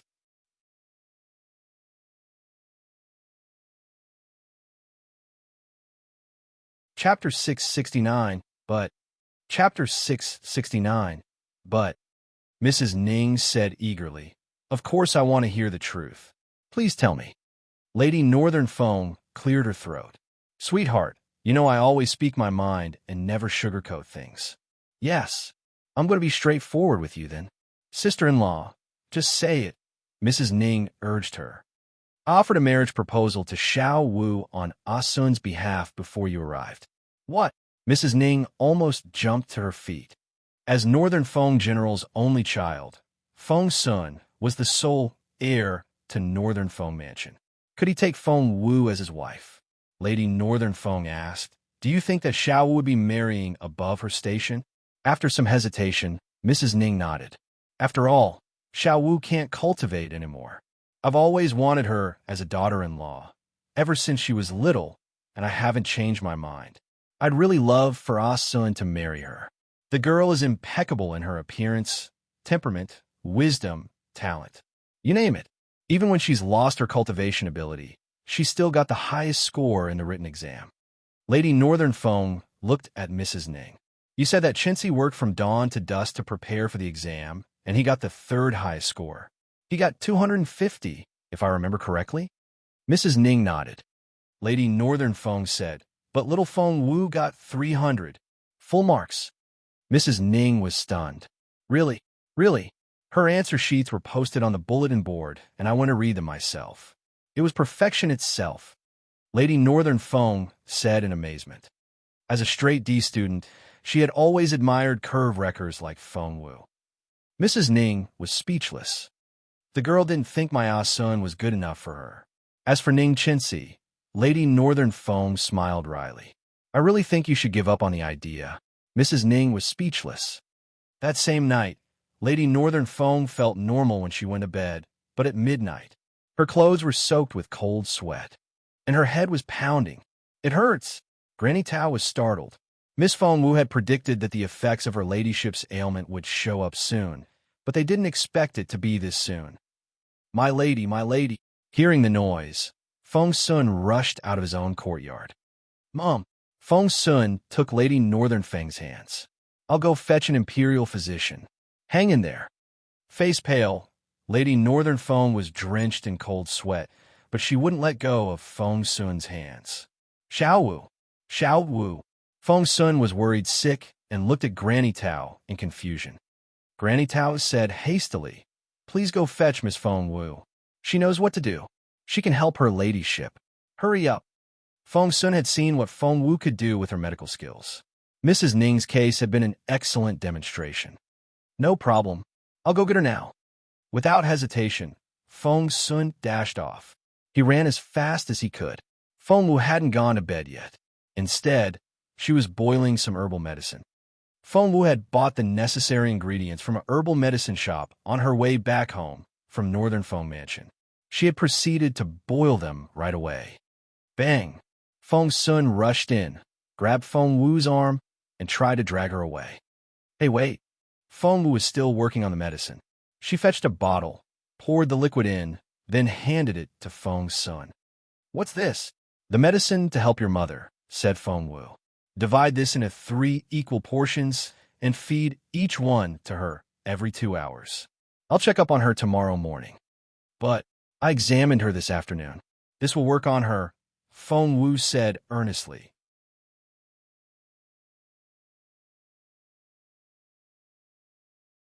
Chapter 670, Caring Chioling. Chapter 670, Caring Chioling. Feng Wu looked so trustworthy.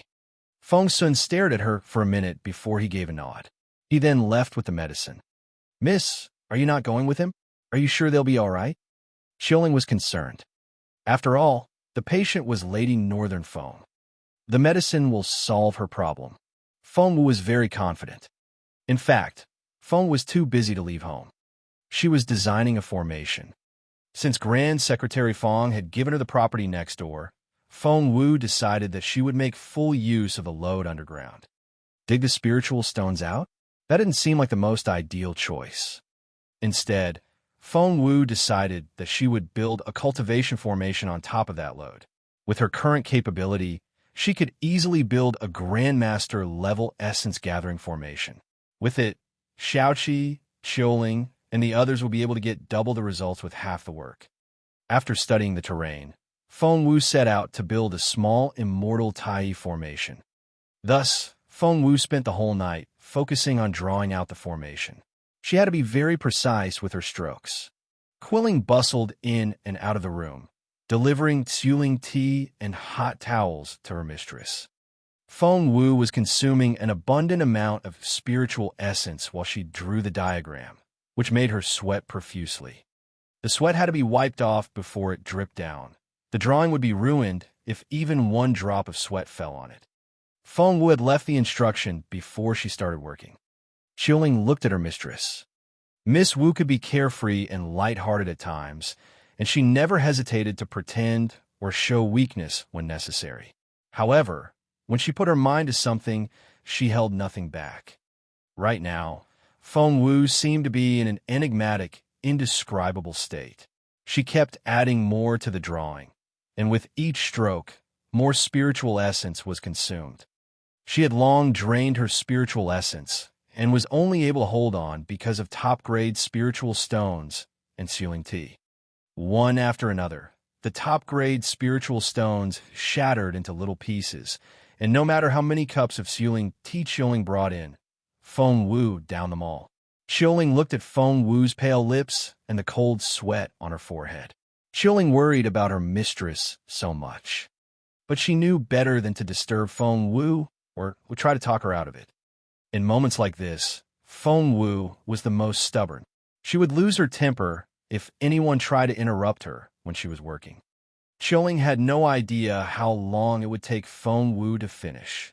Leaning against the doorframe, Chioling looked up at the silver moon and kept Feng Wu company.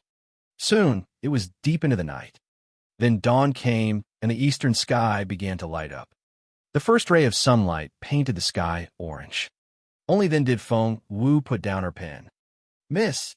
Chioling already had a towel ready, which had been heated to the right temperature to soothe Feng Wu's fatigue. Feng Wu put the hot towel over her face. The steam felt very comfortable. She glanced at Chioling. "You soaked the towel in hot tseuling tea. What a waste." With the steam from the tseuling tea, Feng Wu's eyes felt rested and looked as limpid as before. Chioling took the towel, then handed Feng Wu a pair of soft slippers. All of Feng Wu's shoes were made by Qiuling to the exact measurement of Feng Wu's feet. They always fit Feng Wu nicely. Qiuling, it's so wonderful to have you around. I don't think I'd know what to do without you. Feng Wu enjoyed Qiuling's service. Qiuling smiled gently. Miss Wu, you're meant for important things. Helping you with the petty matters is all I can do.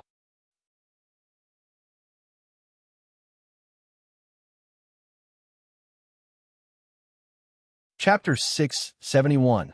Spectacular. Chapter 671. Spectacular. But the petty things are the most difficult to do properly, said Feng Wu. I'm going to see Grand Secretary Feng next door. Send Feng Tutu to fetch me if someone comes. Qiuling said, no problem. Rolling up the drawing and tucking it under her arm, Feng Wu jumped over the wall. Grand Secretary Feng opened his eyes in surprise when Feng Wu unfolded the drawing in front of him. Wait! Grand Secretary Feng was stunned. This is an immortal Tai essence gathering formation. Grand Secretary Feng stared at Feng Wu. This is a Grandmaster level formation which has been lost for generations. Where did you get this? No, that's not it. Grand Secretary Feng examined the paper and the ink. That's not right. Why is the paper the same as mine here? It's the paper from Calming Mind Hall. It's a new product on the market, and the ink. Who drew this? Grand Secretary Feng stared at Feng Wu. What do you think of the drawing? Feng Wu asked casually. It's great. It's wonderful. It's a perfect Grandmaster level essence gathering formation. Even the corners are immaculate. Most importantly, Grand Secretary Feng turned to Feng Wu. Do you know why it's so hard to pass on the design of an essence gathering formation? Why? Because, in order to draw it, one has to be a cultivator first. They also have to have an understanding of formations, or they won't be able to comprehend the essence gathering formation. Last but not least, they have to be an expert illustrator to do the actual drawing. Grand Secretary Feng looked astonished. Who drew this? You must have met the person, right? Take me to them. Feng Wu asked, is it really that good? She had learned to draw from her beautiful master. Her beautiful master had taught her a lot of things, and drawing was only one of them. He had only taught her because she needed it in order to learn to draw formations. However, she had never slacked off over the years and had practiced her skills frequently. This person will be the pillar of the empire, Grand Secretary Feng said in excitement. If they're willing to teach in Imperial College, I'll recommend that they become a member of the education board. Kiddo, take me to this person now. Feng Wu cleared her throat. Grand Secretary Feng looked at her in confusion. Feng Wu then gestured at herself. Grand Secretary Feng didn't get it first. What? I drew it, Feng Wu said earnestly. Grand Secretary Feng. Feng Wu nodded. Yup, Grand Secretary Feng said. Kiddo, this is no laughing matter. Feng Wu only smiled. Grand Secretary Feng had seen Feng Wu's formation skills, her cultivation, and her theoretical knowledge, but he had never expected her to be an expert illustrator too. Exactly where did you learn all these things? Grand Secretary Feng exhaled. When did you learn how to draw? What on earth? Talk about excelling over one's seniors. Feng Wu smiled bitterly. I learned 5 years ago. After that, I was busy studying how to refine medicine, and I haven't drawn for a while. Luckily, I still know how to do it. The old man didn't know what to say. Feng Wu said, Old master, what do you think of this immortal Tai formation? What do I think? It's spectacular.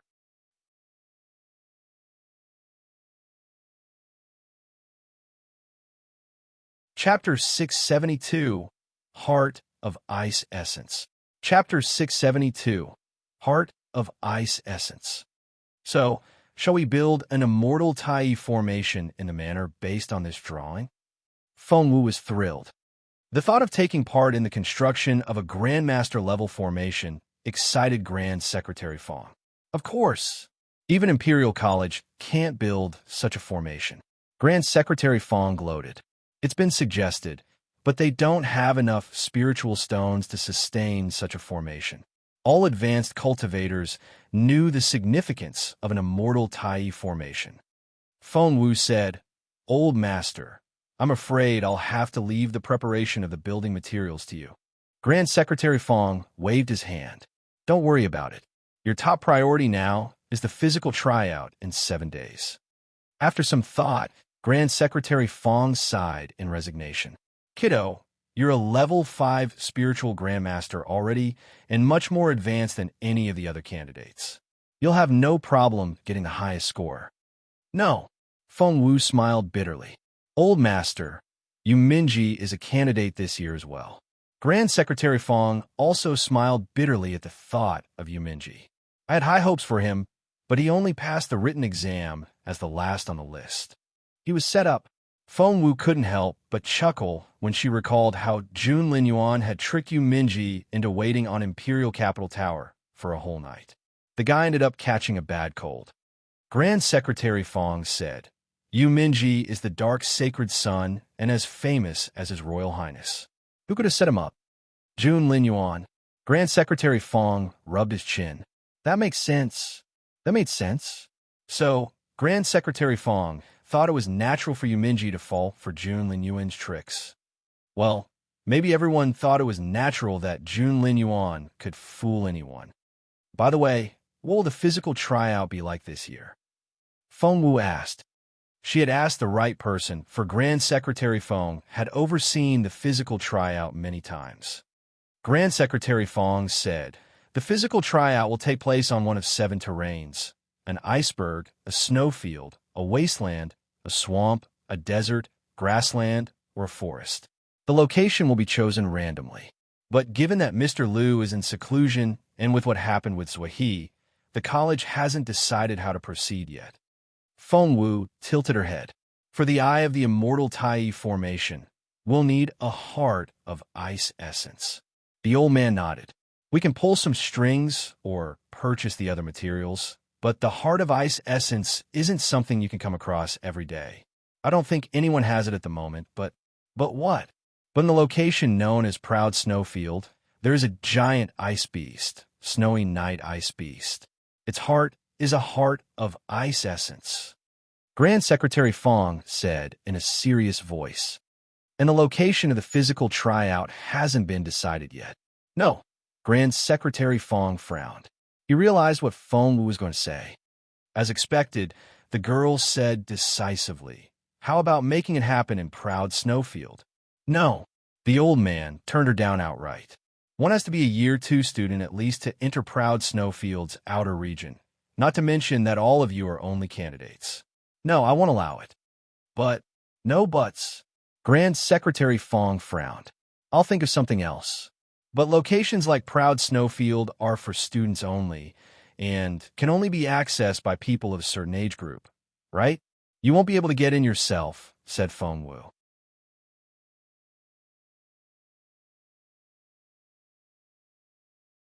Chapter 673, All of a Sudden. Chapter 673, All of a Sudden. Some truths weren't meant to be explicitly pointed out. Grand Secretary Feng cast a stern look at Feng Wu. "That's not something you should be concerned with. The physical tryout will most likely take place in Seclusion Wasteland. Try to get used to the climate before the exam starts. Now, if you don't have anything else to tell me, go back home and get on with your cultivation." Grand Secretary Feng sent Feng Wu on her way. Proud Snowfield was way too dangerous, and he would never put the kid in such a perilous situation. Moreover, even the actual students of the college were confined to the outer regions, whereas that Snowy Night Ice Beast resided deep in the center of the snowfield. If the physical tryout was held in that location, he had no doubt that the dauntless kid would go right in. Feng Wu left the Feng Manor, rubbing her nose all the way. But she still didn't want to give up. Normally, Proud Snowfield only opened once a year. Who knew when it would open again if the tryout wasn't held there? Plus, Feng Wu wanted to complete the formation as soon as possible. That way, not only herself, but all her family members would be able to cultivate more efficiently. After all, the Zhua family was onto her now. What did she have to do to get Proud Snowfield chosen for the physical tryout? Jun Lin Yuan was the first person who came to Feng Wu's mind. One word from Jun Lin Yuan, and her problem would be solved. However, Feng Wu shook her head at the thought of going to Jun Lin Yuan for help. No. Was there another option? Feng Wu then thought of Yuminji. The guy acted like a goofball, but when he put his mind to it, he turned out to be very well connected. He had certainly demonstrated his capability in getting Feng Yanfeng that job. Hence, Feng Wu went to Yuminji. Proud snowfield, Yuminji wasn't there when Feng Wu arrived. Elder One greeted her. When he asked what it was about, Feng Wu told him her request. Feng Wu asked, "Is it possible to pick Proud Snowfield?" Elder One gave it some thought, then smiled at her. "Miss Feng Wu, you've always been a lucky girl. I'm sure your wish will be granted in the end." "Thank you, sir." Feng Wu smiled. "You're welcome. If you do want to thank us, please come and visit our young master more often," said Elder One earnestly. "He talks about you all the time." Feng Wu said, "Of course." She left after that and got back on her carriage. "Miss," seeing that Feng Wu was lost in her thoughts, Qiuling raised her voice a little. Feng Wu came back to herself. "Let's go to Northern Feng Mansion now." Qiuling was worried about Feng Wu's health. Her mistress hadn't gotten any sleep last night. After making the medicine, she had gone on to draw the formation right away. She then went to visit Grand Secretary Feng and young Master Yuminji one after another.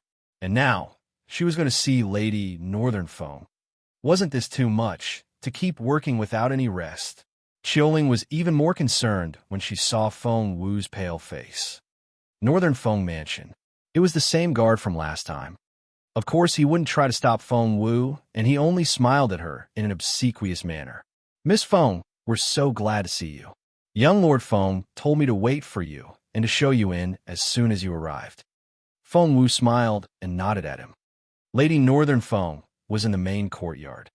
Feng Wu could hear hasty footsteps before she entered the courtyard. Feng Sun was inside. Hearing her footsteps, Feng Sun dashed out, grabbed Feng Wu by her wrist, and dragged her inside. "Xiao Wu, quickly, my mom needs you." There were other people in the room when Feng Sun dragged her in, but Feng Wu didn't have time to see who they were.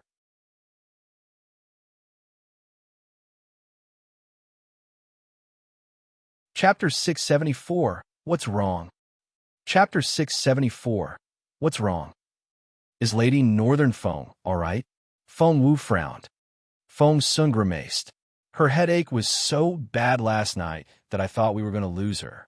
Granny Tao went out to fetch you, so I went to Master Bai, who used to treat my mom." He added, "Master Bai is an Imperial physician and his skills are second only to Master Chu. He prescribed some medicine to treat my mum for her vertigo." Feng Wu glared at him. "He didn't. Lady Northern Feng's symptoms are caused by problems with her spleen and stomach. Treating it as vertigo will only give her temporary relief and will aggravate her symptoms later.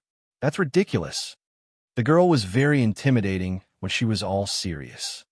Feng Sun cringed at Feng Wu's harsh tone, and he pursed his lips. "Yes."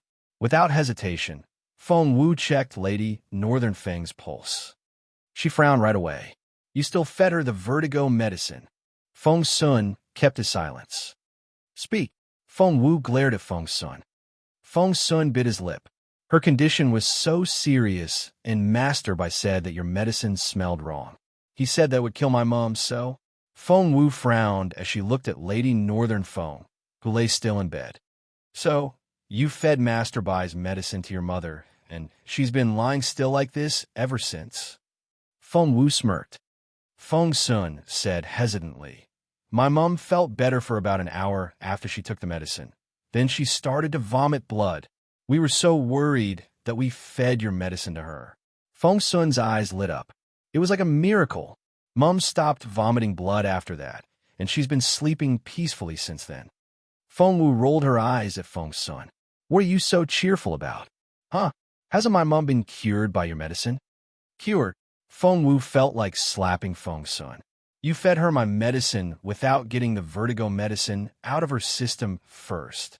Do you know that different medicines can react with each other?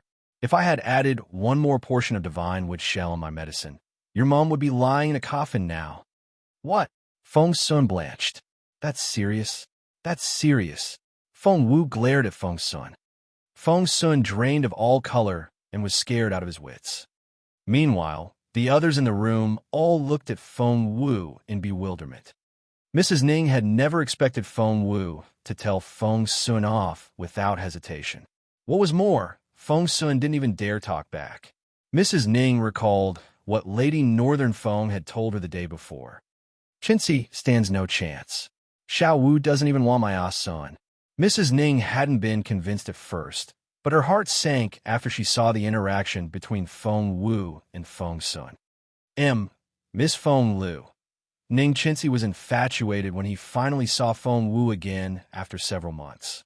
Feng Sun threw a dirty look at his cousin. What Feng Lu? She's Feng Wu. As in the phoenix soars above the land. Ning Qinci was completely at a loss.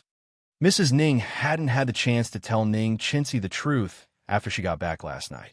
Then Lady Northern Feng fell ill, and Mrs. Ning was too preoccupied to give her son an explanation.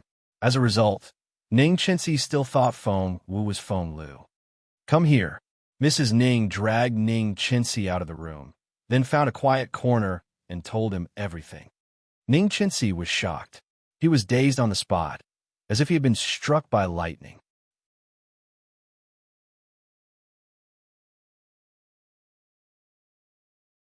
Chapter 675.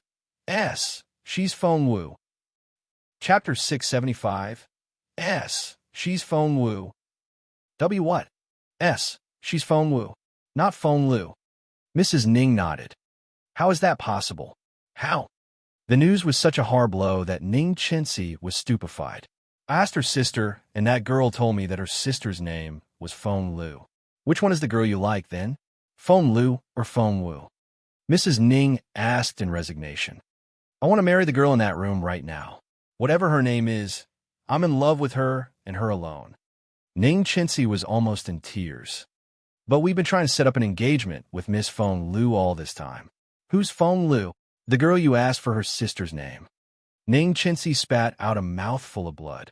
It turned out that he had been courting that girl without knowing it. That's why everybody's been telling us that Feng Lu is this arrogant, willful, and vicious girl that won't make a good wife. They all try to talk me out of it, and this is why I've been courting the wrong girl all along. Gosh. Ning Qinci felt like fainting. Mrs. Ning steadied him. Don't be upset. Everything's going to be all right. Luckily, the Feng clan didn't say yes. We can just forget the whole thing. With much difficulty, Ning Qinci nodded at his mother, then glanced back at the room. Forget it. Mrs. Ning snapped. Your aunt wanted her as a daughter-in-law as well, but even Ah Sun isn't her match. She'll never say yes to you. Ning Qinci was speechless. Back inside, Feng Wu checked Lady Northern Feng's pulse, then ran a thorough examination on the lady. She almost lost her temper at what she found, and her face darkened. Feng Sun had been tentatively watching Feng Wu, and his stomach lurched when he saw the look on her face. He asked gingerly, Xiao Wu, how serious is it? The two medicines are working against each other, and they've gathered in her spleen and stomach. Feng Wu took a deep breath to fight back her urge to smack Feng Sun. Your mother's ailment started from her spleen and stomach, and they're her weakest spots. To make matters worse, the two medicines are incompatible. It's like they're waging war, and your mother's weak spleen and stomach are the battlefield. Both medicines want to defeat each other. Does that sound serious enough for you? Feng Sun was almost in tears. Young Lord Feng, the famous unruly youth of the Imperial capital, who always had his sycophantic buddies around him, almost cried with shame because of what Feng Wu said. Stop it already. Do young lords like you cry this easily? Feng Wu rolled her eyes at him. Reassured by Feng Wu's teasing tone, Feng Wu tugged at Feng Wu's sleeve. You can save my mother, right? Right. Feng Wu snorted. No one will be able to save her if this happens again. After that, she took out a pack of silver needles from her sleeve. She then stuck the needles in Lady Northern Feng's acupoints. Before long, wisps of smoke began to rise out of Lady Northern Feng's body. Are you trying to vaporize the medicine? Feng Sun asked. Feng Wu darted a look at him. I thought you were going to make Mom vomit, but your skills are much more advanced. I didn't know that was possible, directly vaporizing the medicine.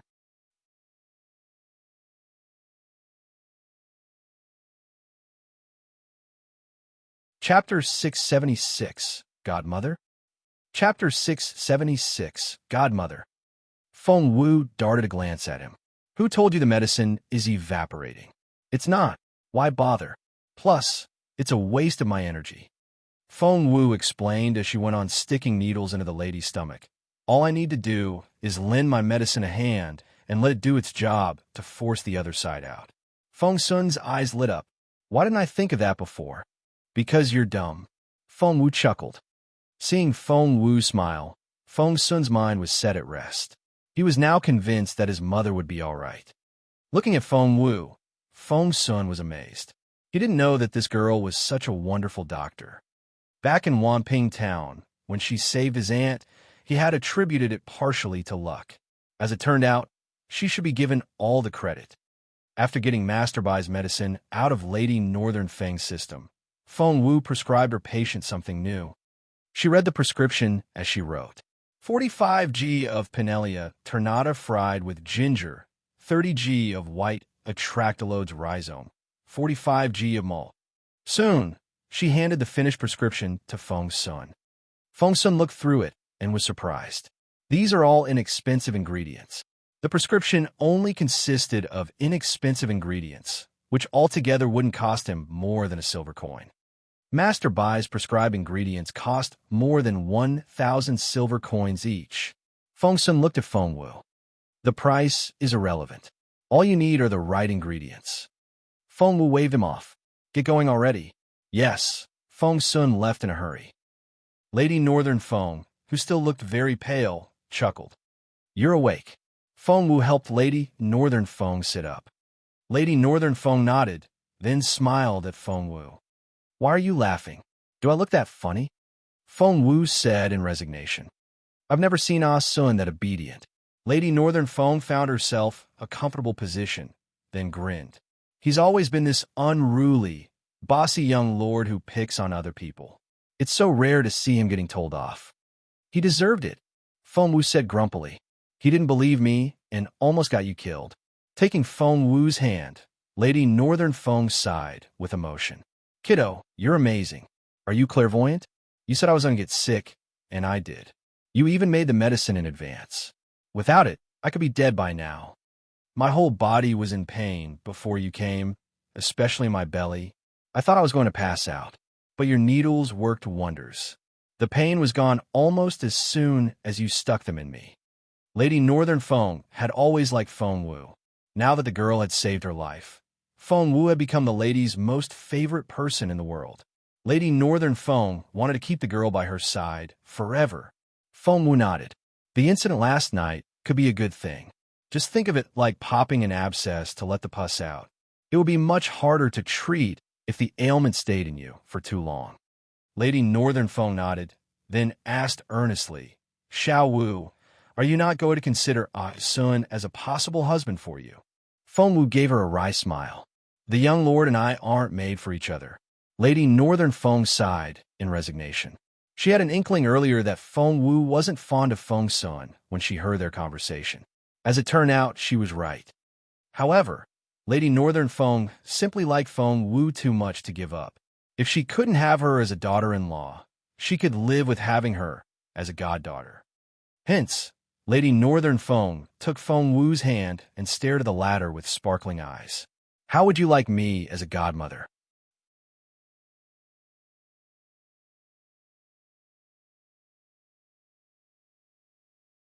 Chapter 677, Great News. Chapter 677, Great News. Feng Wu raised an eyebrow.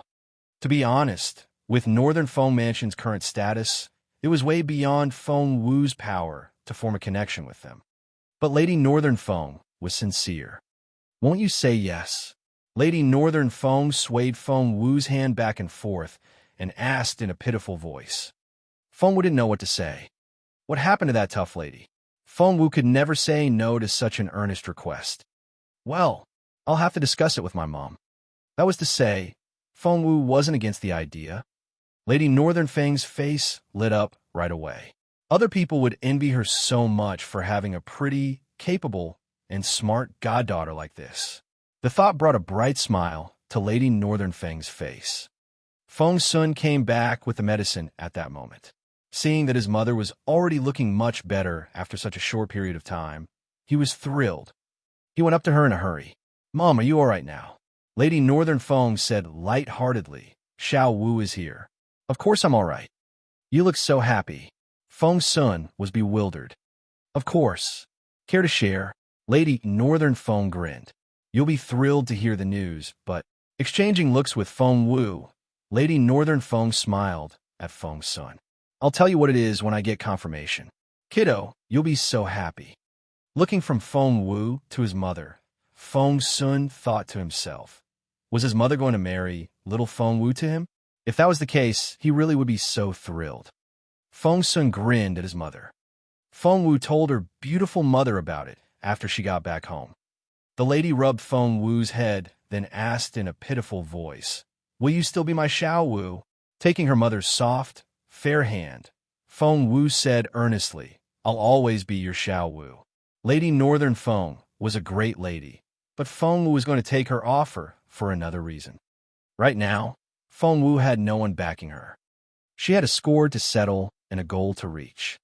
But she was still too weak to protect this family. She needed connections, resources, and patrons. Lady Northern Feng was the most popular socialite, and the Northern Feng general was an influential military official who guarded the border of the empire. The lady was warm, cheerful, tough, sincere, and friendly. Feng Sun was easy to get along with, too.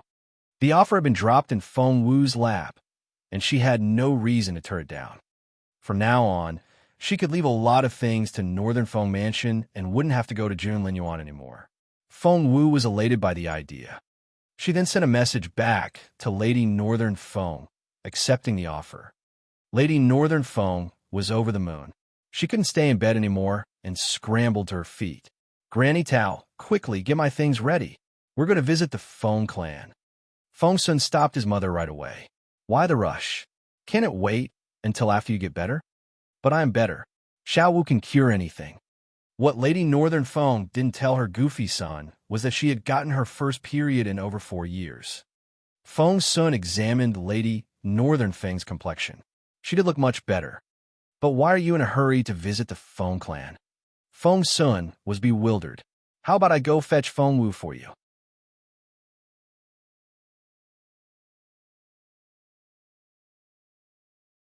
Chapter 678. I don't want a sister. Chapter 678. I don't want a sister. "Don't," Lady Northern Feng said excitedly as she sat still and let Granny Tao dress her. "We need to go see her family in person to show our sincerity. And Sun, go put on something nice. You should look your best for the occasion." Feng Sun's eyes lit up. Go see her family in person. Show sincerity. And he was to change into something nice. For the occasion. He liked the sound of that. Feng Sun grinned at the thought. However, he decided to play safe and asked gingerly, "Mom, are we going to visit little Feng Wu's mother?" "Yes." For what?" Feng Sun was eager to hear the word marriage. "However, I didn't tell you." Lady Northern Feng looked at Feng Sun in bewilderment. "Didn't you say that you were only going to tell me after you got confirmation?" Feng Sun fought back his urge to roll his eyes. Lady Northern Feng looked enlightened. "That's right. So, can you tell me what it is now?" Feng Sun blinked and guffawed inwardly. He knew it. "Well, I guess it doesn't matter now. Little Feng Wu is going to become your..." Lady Northern Feng paused for effect. Feng Sun wanted to scream with joy. "Oh God, sister." Only then did Lady Northern Feng finish her sentence. Feng Sun stood there with a blank face, as if he had just been hit on the head. "Sister, sister, sister."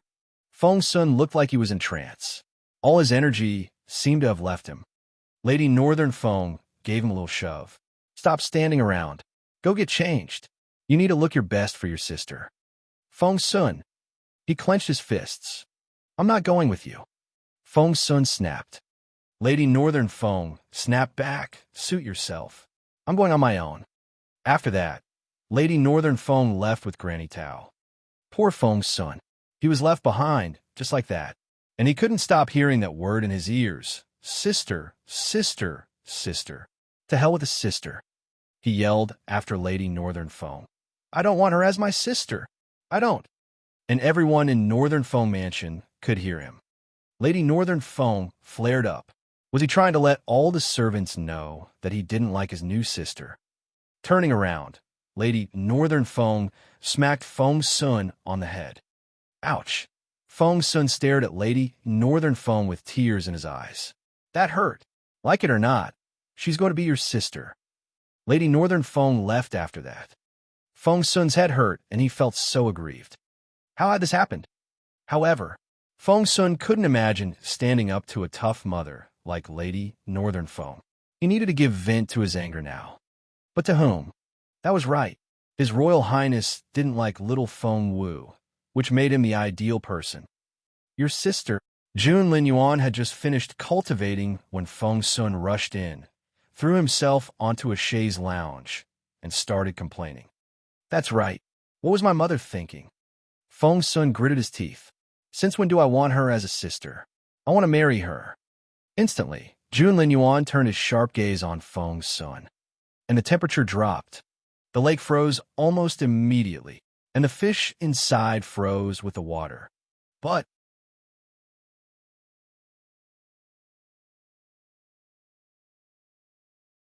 Chapter 679, A Marriage Proposal? Chapter 679, A Marriage Proposal?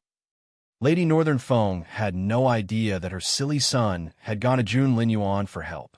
Meanwhile, she was headed for the Fong Manor with Mrs. Ning. Embarrassed by what had happened, Mrs. Ning didn't want to go at first. However, Lady Northern Fong took her hand and smiled. That Lady Wang is just the lady of an ordinary household. Why should you be embarrassed?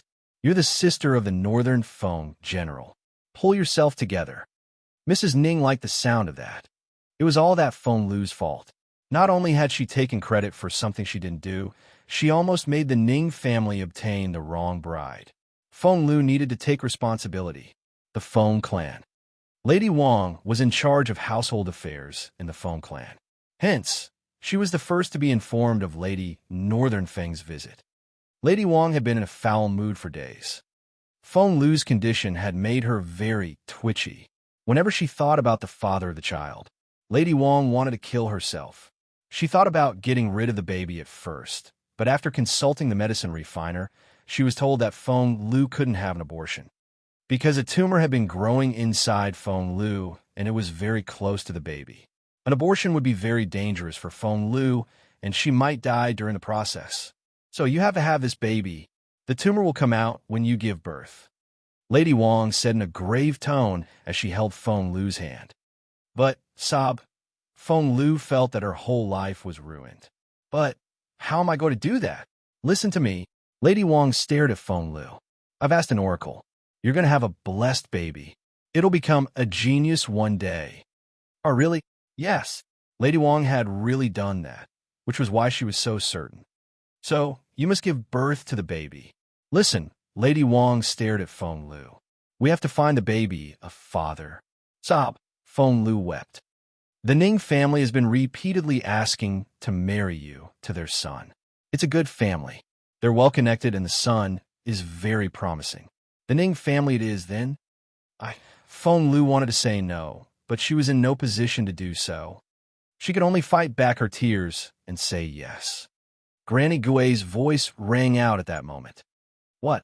Lady Northern Fong is here in person? And Mrs. Ning, too?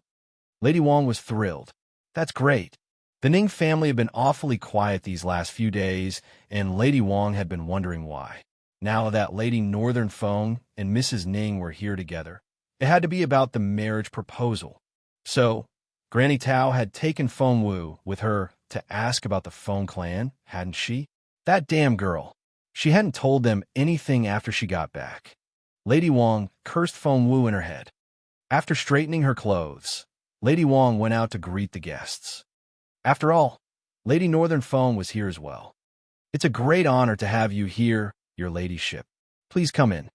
Lady Northern Fong had planned to go to Fallen Star Yard right away, but seeing how enthusiastic Lady Wong was, well, she was Xiao Wu's aunt, and Lady Northern Fong thought it inappropriate to ignore her. At that thought, Lady Northern Fong followed Lady Wong into the main hall. Lady Wong still believed that the Ning family was desperately trying to marry their son to Feng Lu, and she became very reserved and nonchalant toward Mrs. Ning. Mrs. Ning frowned. Lady Northern Fong broke the ice. Lady Wong, I'm here to ask you a favor. Yes, that was quick. Lady Wong was excited.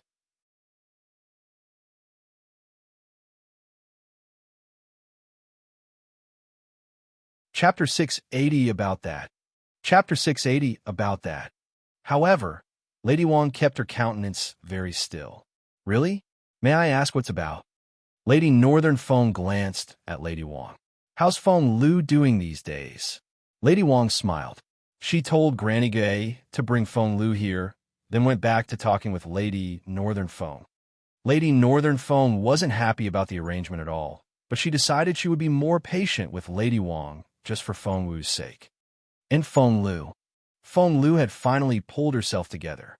Since she was going to marry Ning Chenxi, no matter what, she had to make sure that she was ready for it. Moreover, it wouldn't be right if she didn't humiliate Feng Wu first. Feng Lu went to Feng Wu right away. What did you say?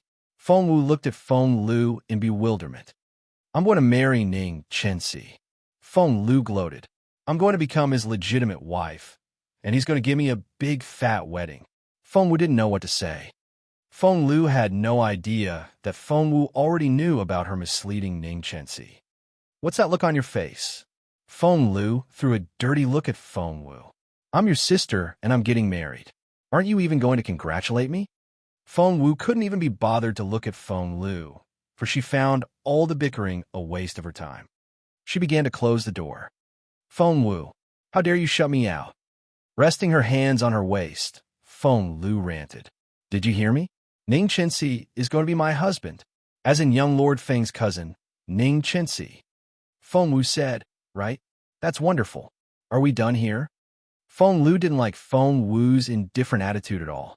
Feng Wu, you're jealous of me. Feng Wu almost rolled her eyes at Feng Lu. I'm going to marry into the Ning family, and you're never going to find a husband, because you're a useless piece of shit with no spiritual essence. Feng Lu snorted. His Royal Highness might treat you differently now, but he won't even have you as a concubine. You'll live more miserably than a slave. Smack. Feng Wu was going to ignore Feng Lu, but the girl just wouldn't stop. She had to insult Feng Wu to satisfy her sense of superiority. She was venting her anger for having to marry Ning Chenxi. Feng Wu was never the type to submit meekly to oppression. She slapped Feng Lu hard in the face. Feng Lu spun around at the impact. Her servants were all stunned by Feng Wu's sudden move. You hit me. Feng Lu glared at Feng Wu, as if she wanted to set Feng Wu on fire with her eyes. Feng Wu smirked. Yes, I did. And I have a question for you. Are you an idiot? Feng Lu, showing off in front of me in that condescending tone, really? Feng Wu sneered. Your mother doesn't know why the Ning family wants Feng Lu as their new bride, but you know exactly why. As Feng Wu pressed, Feng Lu stumbled back. Feng Lu even looked frightened. Feng Wu could always intimidate her. I have no idea what you're talking about. Feng Lu gritted her teeth. On our way back to the Imperial capital, don't tell me that you were the one who saved Mrs. Ning in Wanping Town. Feng Wu took another step forward. Shit. Feng Lu's face drained of all color. What did you tell Ning Chenxi when he asked the name of his mother's savior? Feng Lu panicked. She had never thought this would happen. She had said on a whim.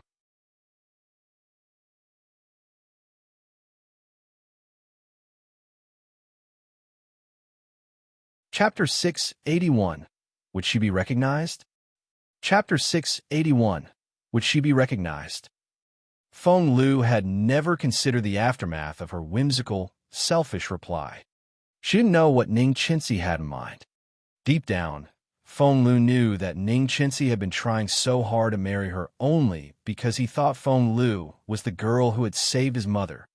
Nonetheless, With Feng Lu's current condition, she had no choice but to take the offer, and she decided she was going to be very cheerful about it and had to show off in front of Feng Wu.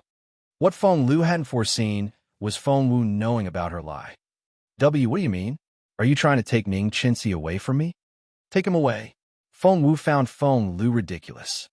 Feng Lu took a deep breath. Feng Wu, I'm warning you. Ning Qinxi is mine. If you try anything, I'll tell the whole world that my sister is seducing my husband. Feng Wu chuckled.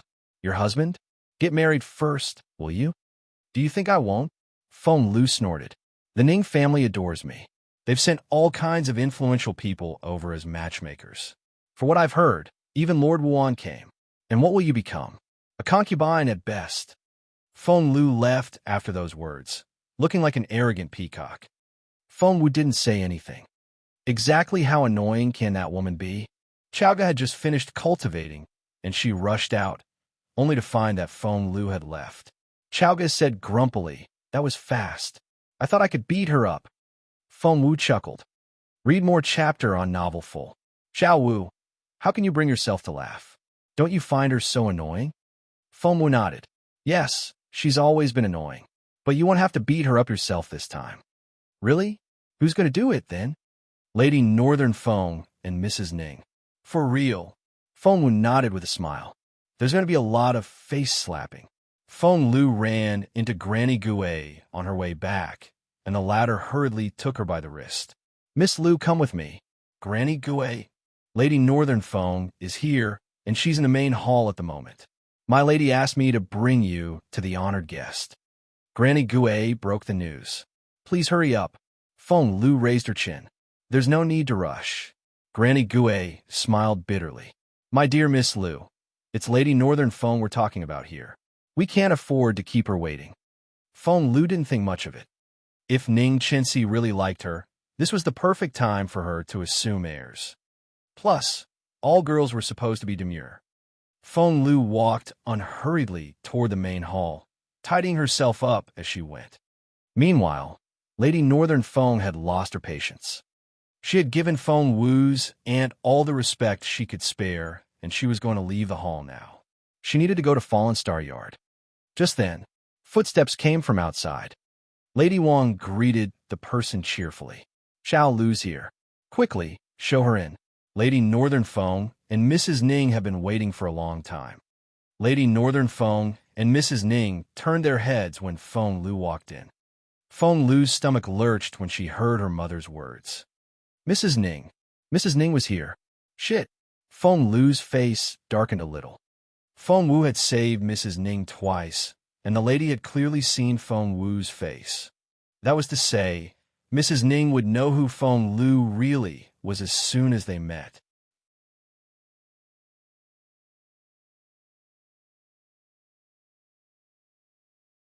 Chapter 682, Marriage Proposal. Chapter 682, Marriage Proposal. Feng Lu blanched at that thought. Why didn't anyone tell her that Mrs. Ning was here, too? She was about to step over the threshold, but now she hesitated.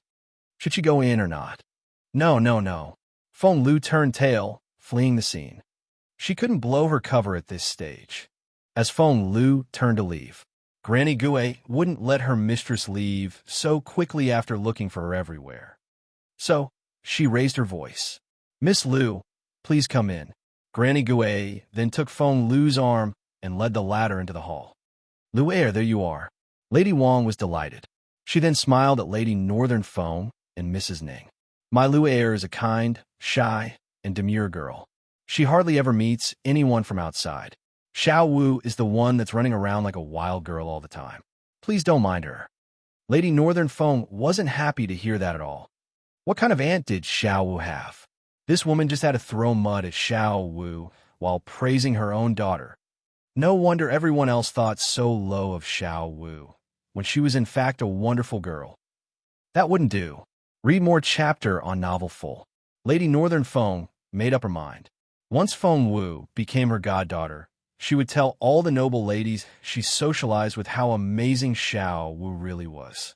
She would make sure Xiao Wu had as great a reputation as she deserved. At that thought, Lady Northern Feng threw a dirty look at Lady Wong. However, Lady Wong didn't notice it, for she had stood up to greet Feng Lu. Lady Wong brought the reluctant Feng Lu to Lady Northern Feng and said with a smile, "This is Feng Lu, my dear daughter. I think your ladyship has met her before." Feng Lu looked up and met Mrs. Ning's gaze. Her stomach lurched. "Yes, I have," said Lady Northern Feng with a smile. "Last time at the Yin Manor." Well, Lady Wong looked like she had just been slapped, and her face darkened. Was Lady Northern Feng here to humiliate her today? At the Yin Manor. What about the Yin Manor? Mrs. Ning asked deliberately. Lady Wong smiled awkwardly. "Well, that's great. Lu Air, this is Mrs. Ning." Feng Lu felt so embarrassed that she wanted to leave the room now. However, the baby in her belly didn't give her too much choice. "Nice to meet you, Mrs. Ning," Feng Lu bowed. Mrs. Ning gave her a little nod. "Oh, it's you." Lady Wong stared at Mrs. Ning in disbelief. Wasn't the Ning family so eager to have Feng Lu as their new bride? She thought that the family would stop at nothing to have Feng Lu. Why did Mrs. Ning look so impatient and indifferent now that she had finally met Feng Lu? Lady Wong was displeased. "Your son is fond of Feng Lu. Stop assuming airs." Face dark, Lady Wong snorted. "Mrs. Ning, I see you're not so pleased with my daughter. May I ask why?" Mrs. Ning didn't answer the question, but only turned to Lady Northern Feng with a smile. "The Yin Manor? Is it my elder sister's home? Did something happen while I was away?" Lady Northern Feng smiled wryly. "Well, it's quite embarrassing, really. But since we're all family here, I guess it's okay for me to talk about it. Last time at the Yin Manor, Yin Yin and Feng Lu, Lady Northern Feng didn't hold anything back at all. She gave a detailed account of everything that happened at the Yin Manor last time. Lady Wong tried to interrupt a few times, but Lady Northern Feng ignored her completely.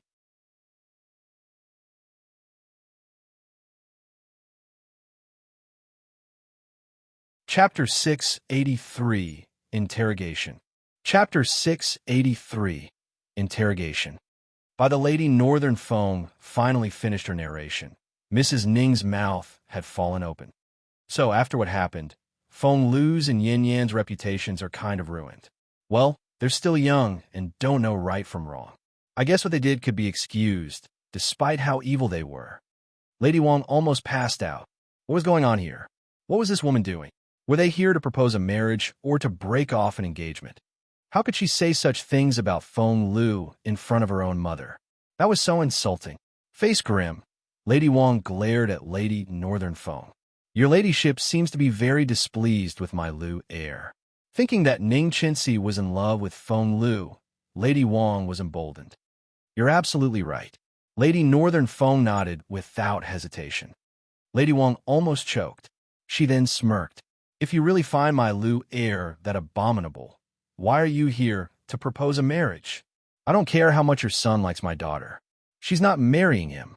Lady Wong raised her chin. "Propose a marriage?" Lady Northern Feng found Lady Wong preposterous. "Who told you we're here for that?" Lady Wong frowned. Read more chapter on novel full. They weren't. The Ning family had made the request several times through different matchmakers. And what about all the gifts they had sent? What else could they want if not a marriage? Lady Wong smirked. "What are you doing here, then?" "Heh." Lady Northern Feng scoffed at her. "Mrs. Ning, won't you say something?" Seeing that the conversation with Lady Northern Feng wasn't going anywhere, Lady Wong turned to Mrs. Ning instead. "Say what?" Mrs. Ning looked confused. Hearing Mrs. Ning's indifferent tone, Lady Wong flared up. She glared at Mrs. Ning. "Mrs. Ning, what's with that attitude? Does your family want my Feng Lu as a daughter-in-law or not?" Lady Wong was so angry that she stopped beating around the bush. She didn't regret it either, for she thought she had seen through to the truth. Mrs. Ning frowned. "Have Feng Lu as my daughter-in-law? My dear lady, where did you get that idea from?" "What?" Lady Wong almost had a stroke. "Where did you get that idea from? Are you going to deny that your family sent all those matchmakers to deliver your marriage proposal? Are you suggesting that I'm making it up?" Lady Wong thought she was going to explode as she glared at Mrs. Ning. Mrs. Ning chuckled. "Well, we did do all those things. However, She turned her cold gaze on Feng Lu. Need I say more? Frightened by Mrs. Ning's gaze, Feng Lu stumbled back. Lady Wong frowned. How what happened to Lu ere gotten out? Lady Wong blanched and almost fainted. Mrs. Ning snorted. It was Feng Wu who saved me twice in Wamping Town, but you took all the credit. You told us that the girl's name was Feng Lu. Recalling how long she had been fooled for, Mrs. Ning was furious. She pointed at Feng Lu with a finger. I'm so shocked. How could you bring yourself to do such a thing? You're unbelievably shameless for a girl of your age. Feng Lu kept stumbling back as Mrs. Ning scolded her. Lady Wong finally came back to herself. So, it wasn't about the pregnancy, but...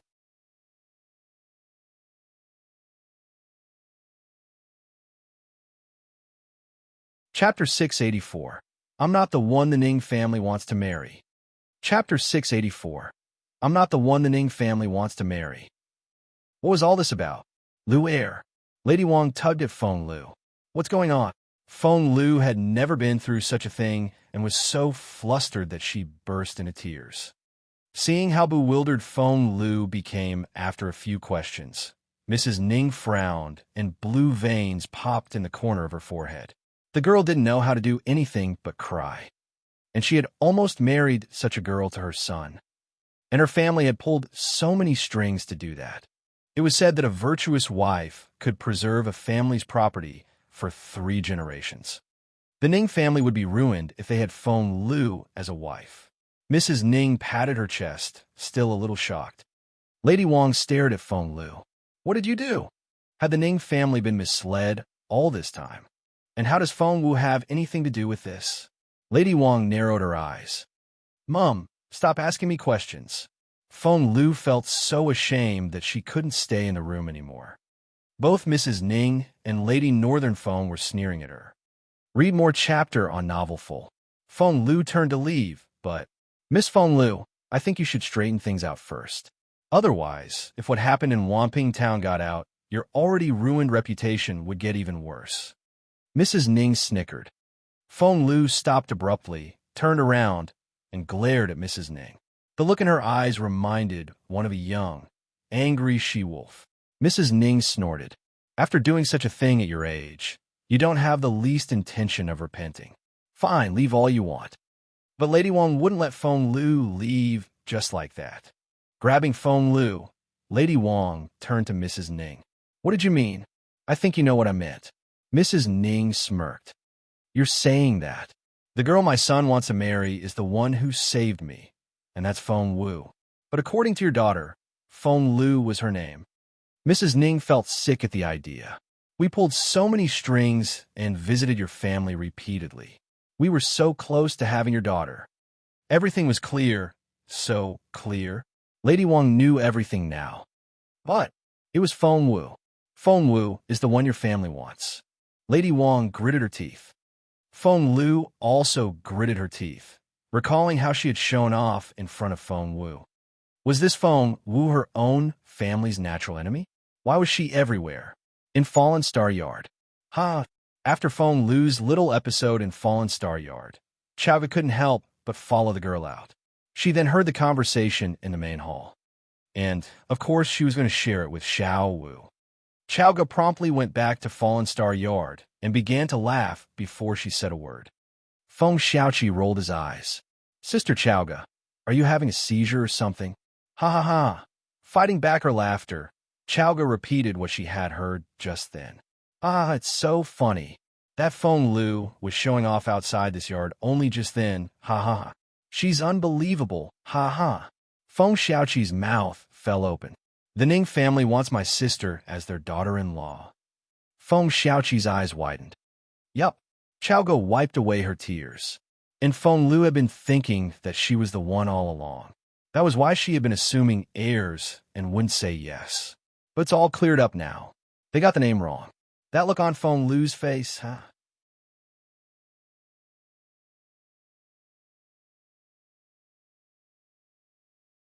Chapter 685. The Court? Chapter 685. The Court. Feng Xiaoqi, why aren't you laughing? Don't you think it's really funny?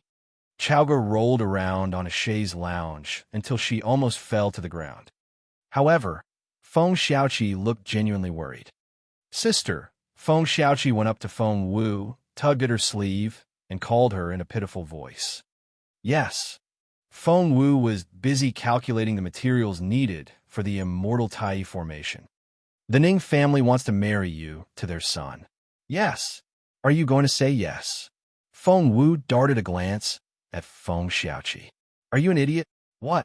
Feng Wu rubbed Feng Xiaoqi's head. I don't even like that Ning Chensi. Why would I marry him? I see. Feng Xiaoqi secretly rejoiced. Feng Wu went back to her calculations. She had to come up with all the figures and give them to Grand Secretary Feng's men. She didn't have the time or energy to do the actual work herself. Sister, so, are you going to marry someone else? Feng Xiaoqi asked hesitantly, looking uneasy. Feng Wu didn't even look up. I think so. But it will be many years from now. You'll probably be a grandpa yourself by then, Feng Wu said grumpily. What? Sister, you're making fun of me. Feng Wu smiled bitterly. She wished she was. Back in the main hall. After lashing out at Lady Wang and Feng Lu, Mrs. Ning felt a little better. Feng Wu, your son wants to marry Feng Wu. Lady Wang snorted. Are you blind? She's useless. She has no cultivation ability. Lu Air is much better. Lady Northern Feng didn't like the sound of that at all. Feng Lu is much better? Feng Wu is better than 100 Feng Lius put together. Nonsense. Did Feng Lu pass the written exam? Lady Northern Feng got straight to the heart of the matter. Lady Wang fell silent. Is Feng Lu prettier than Feng Wu? Lady Northern Feng gave another blow. Lady Wang was silent. Can your Feng Lu bring a patient back to life? Lady Northern Feng snorted. Lady Wang retorted, as if Feng Wu can do that. Why do you think I'm going to ask Xiao Wu to become my goddaughter? Not only did she save Mrs. Ning twice, she saved my life just the other day. Of course she can. Lady Wang fell silent. Lady Northern Feng sneered at her. Do you even have a brain or eyes? You're only humiliating yourself, having me to point it out like this. Lady Wang. This was such a mean lady. Lady Wang almost exploded. But she was Lady Northern Feng. Lady Northern Feng enjoyed a superior status among the noble ladies not just because she was the Northern Feng general's wife, but also because she had been raised by the Empress Dowager herself. As a result, Lady Northern Feng had always been very special to the old lady. Anyone who dared to offend Lady Northern Feng had to have a death wish. Wait, Lady Wang finally came back to herself. You said you're going to ask Feng Wu to become your goddaughter. They weren't here for the marriage proposal, but for Feng Wu. That was a much more important connection. The Ning family wasn't that closely linked to the court, but it wasn't the same for Lady Northern Feng. The Imperial Palace was practically her backyard. If Feng Wu became her goddaughter, the former would be invincible. Lady Wang hoped she had heard wrong. But Lady Northern Feng only gave her a "you idiot" look.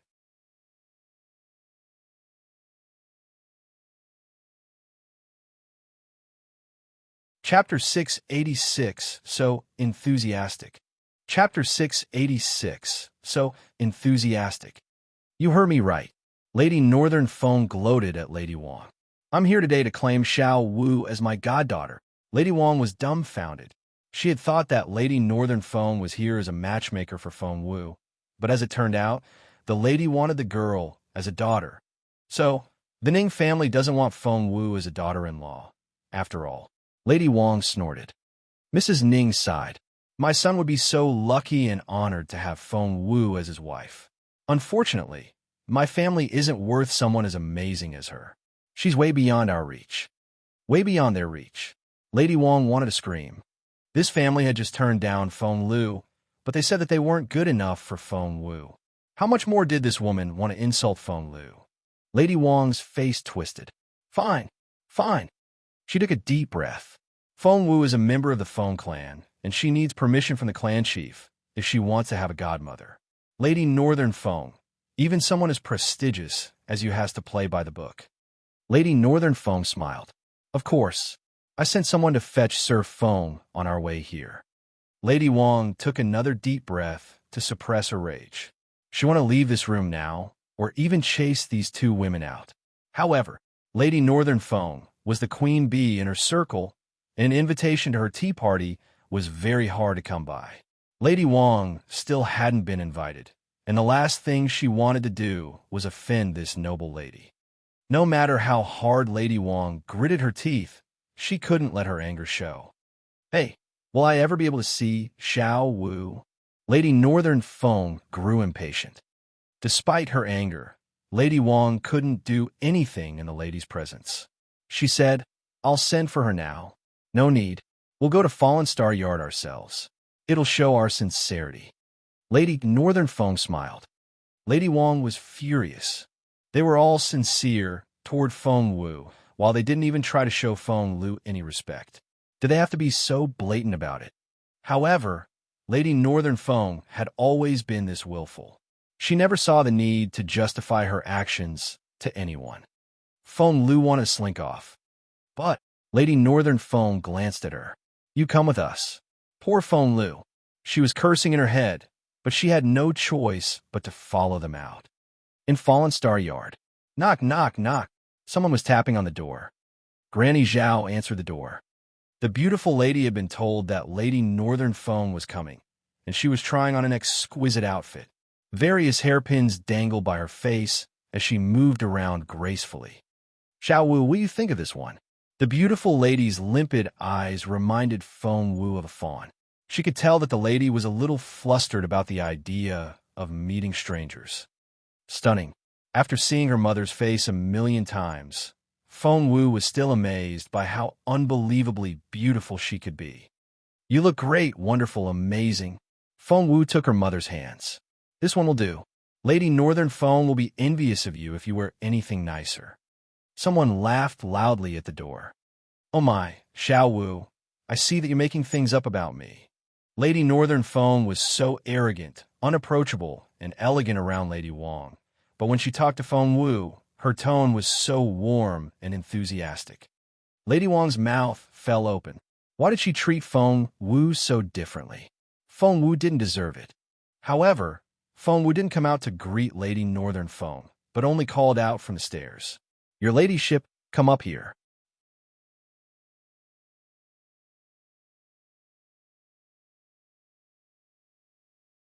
Chapter 687, Gifts of Nature. Chapter 687, Gifts of Nature. Go over there?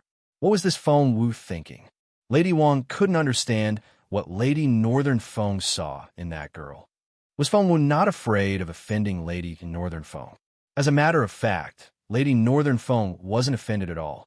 She went up to Feng Wu cheerfully and took her hand. Xiao Wu, you're so amazing. That medicine. Lady Northern Feng then leaned over and whispered something in Feng Wu's ear. Feng Wu smiled. That's great. It means the energy is flowing again inside your body. Please keep taking the medicine, and I'll write you a new prescription in a month's time. I'll make sure you're thoroughly cured. Lady Northern Feng was elated. I like the sound of that. Only those who had suffered from a disease before understood the importance of good health. Lady Northern Feng then shifted her gaze to Feng Wu's mother. One look, and Lady Northern Feng was stunned. Oh God!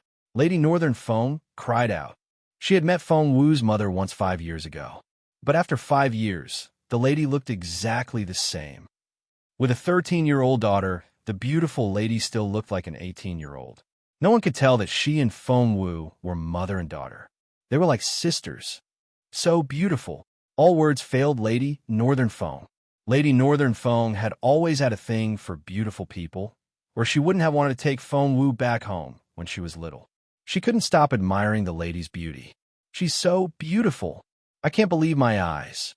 The beautiful lady wore little makeup today, which only added to her natural beauty. She looked as splendid as the stars. Even Lady Northern Feng was infatuated. Imagine how a man would react. I'm so ashamed of my ungainly appearance. Lady Northern Feng shook her head. Mrs. Ning felt the same. She touched her face involuntarily. She and Lady Northern Feng used the most expensive makeup and ate the best food, but time had still left its mark on their faces. However, Feng Wu's mother seemed to remain 18 forever. Lady Wang snorted inwardly. Lady Northern Feng might seem so enthusiastic, but she was still jealous of Feng Wu's mother. No woman could be magnanimous when it came to other beautiful women. However, Lady Northern Feng only took Feng Wu's hand. Xiao Wu, tell me, what did you do to help your mother stay this young? I'm your godmother now, so don't keep any secrets from me. Feng Wu chuckled. My mother hasn't agreed yet. Lady Northern Feng turned to the beautiful lady right away. The beautiful lady was essentially a 5-year-old girl, and there was no way she could handle Lady Northern Feng. Before long, she gave her consent. Xiao Wu, see? Your beautiful mother said yes, which makes you my goddaughter. Now, spill the secret. Lady Northern Feng patted Xiao Wu on the head. Tell me everything. Feng Wu chuckled. Well, my mom is blessed with natural beauty. She's got great skin and… Fine. We know all that. Your mother is the most beautiful woman in the Junwu Empire. No one is questioning that. Lady Northern Feng smiled bitterly. Tell us about the rejuvenating bit. That's a long story, Feng Wu said. First of all, one has to have a young mind, and my mum is naturally gifted in that respect. Lady Northern Feng gave her a wry smile.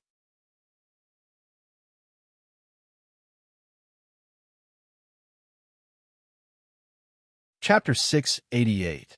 The Crown Prince in Action. Chapter 688. The Crown Prince in Action. The supplements only came afterward, said Feng Wu. But the last batch I made has been used up. I'll send you a bottle when I have a next batch. That's great. Lady Northern Feng took Feng Wu's hands in excitement. She trusted fully in Feng Wu's medical skills and would believe anything Feng Wu said. I'll take a bottle, too. Xiao Wu, don't forget your aunt, Mrs. Ning said in excitement. Feng Wu's beautiful mother was actually called Xuanji and was known as Lady Xuanji in the Empire. Amazed by Lady Xuanji's stunning beauty, both Mrs. Ning and Lady Northern Feng wanted Feng Wu to make those rejuvenating pills for them right away. But Feng Wu knew better than anyone else that her mother was a special case. She would remain this young with or without the rejuvenating pills. Feng Wu would wonder from time to time where exactly her mother came from. She simply had so many secrets. Seeing how friendly Lady Northern Feng and the other 3 women were, Lady Wang was vexed.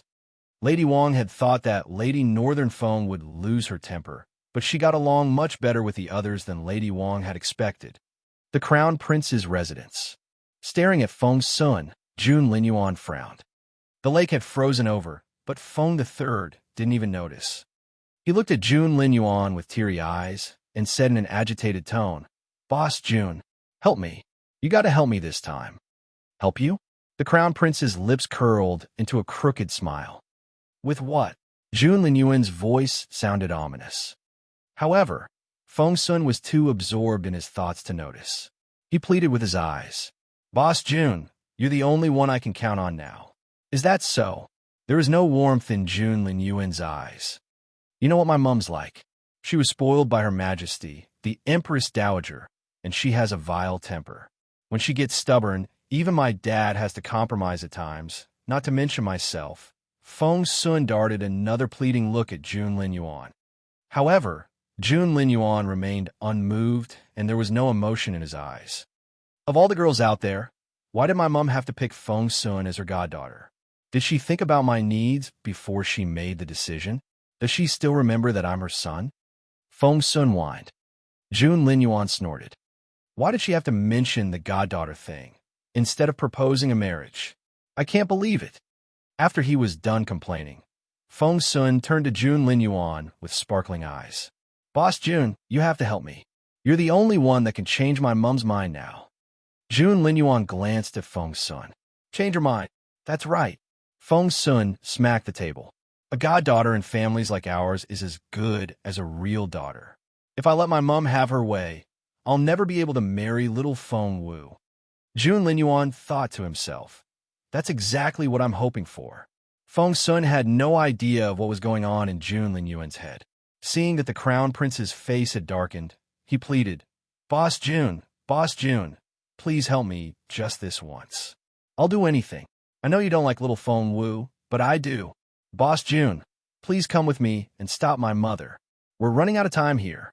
Feng Sun was so worried. Jun Linyuan slowly rose to his feet. What's wrong with having a sister? There's nothing right about it. Feng Sun jumped to his feet.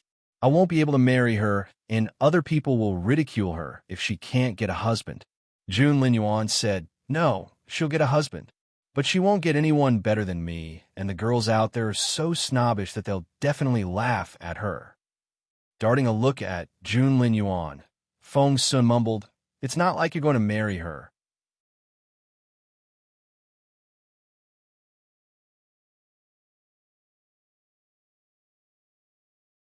Chapter 689, To the Feng Clan. Chapter 689, To the Feng Clan. Jun Linyuan was speechless. Boss Jun. Jun Linyuan headed for the door before Feng Sun could say another word. Boss Jun, where are you going? The Feng Clan. Yes. Feng Sun liked the sound of that. He was thrilled. He knew it. He knew it. Boss Jun was the best. In the Feng manner. Feng Yinfeng had come back as summoned. And his first reaction was that the Ning family wanted Feng Lu as their daughter-in-law. Lady Northern Feng is in Fallen Star Yard at the moment, the steward informed Feng Yinfeng. What? Feng Yinfeng was confused. If the Ning family wanted Feng Lu, what was Lady Northern Feng doing in Fallen Star Yard? But Lady Northern Feng was too important a figure for Feng Yinfeng to neglect, and he headed for Fallen Star Yard in a hurry. In Fallen Star Yard, Lady Northern Feng and Mrs. Ning stood by Feng Wu and Lady Xuanji, and the four women chatted amicably. Lady Wang and Feng Lu, on the other hand, had been left on the side. The mother and daughter had made a few attempts to leave. After all, it was too embarrassing to linger. But Lady Northern Feng wouldn't let them. Lady Northern Feng rolled her eyes as soon as Lady Wang asked for permission to leave. Oh my, I see that the lady of the family is too busy to keep us company. What else could Lady Wang do but stay there with an ingratiating smile on her face? While the four women chatted happily, Lady Wang gritted her teeth so hard that she thought they were going to break. It was the longest afternoon in Lady Wang's life, so long that she thought she was going to have a nervous breakdown. Soon, footsteps came from outside. Feng Yinfeng pushed the door open. Master.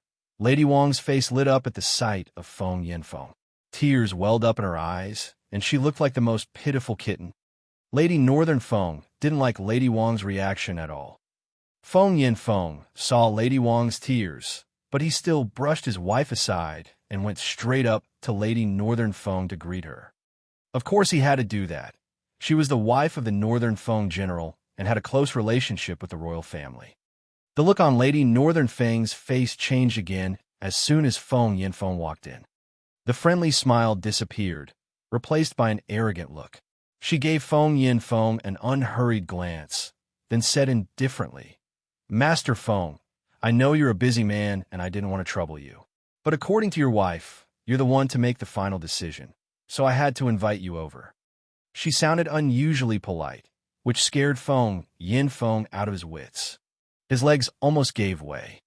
Lady Northern Feng had never been known for being easy to get along with. She was an unpredictable woman. She would share her house with those she liked, but when she didn't like someone, she wouldn't hesitate to show it right away. Judging by that nonchalant tone, he could tell that Lady Northern Feng was displeased.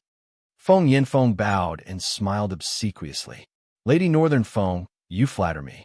One word from you, and I won't hesitate to go through fire and water for you. There's no fire or water. Lady Northern Feng slowly put down her cup, dabbed her lips with a handkerchief, then said quietly, Northern Feng Mansion wants to claim a goddaughter from your clan, and your wife here is really reluctant. She wouldn't say yes until she heard your opinion. So what do you say? Still that tone.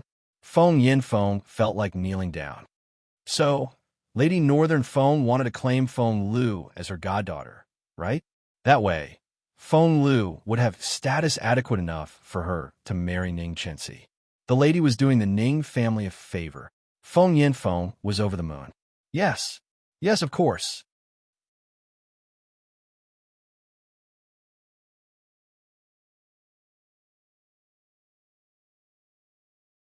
Chapter 690, Annulment? Chapter 690, Annulment. Lady Wang grabbed Feng Yinfeng's wrist and shot him warning glances repeatedly. Don't say yes. Feng Wu would be even more arrogant when she became a princess of Northern Feng Mansion. Feng Yinfeng didn't even look at Lady Wang. A goddaughter?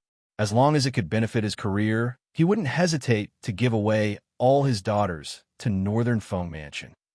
Hence, Feng Yinfeng smiled. I'm so glad that your ladyship finds Lu Er tolerable.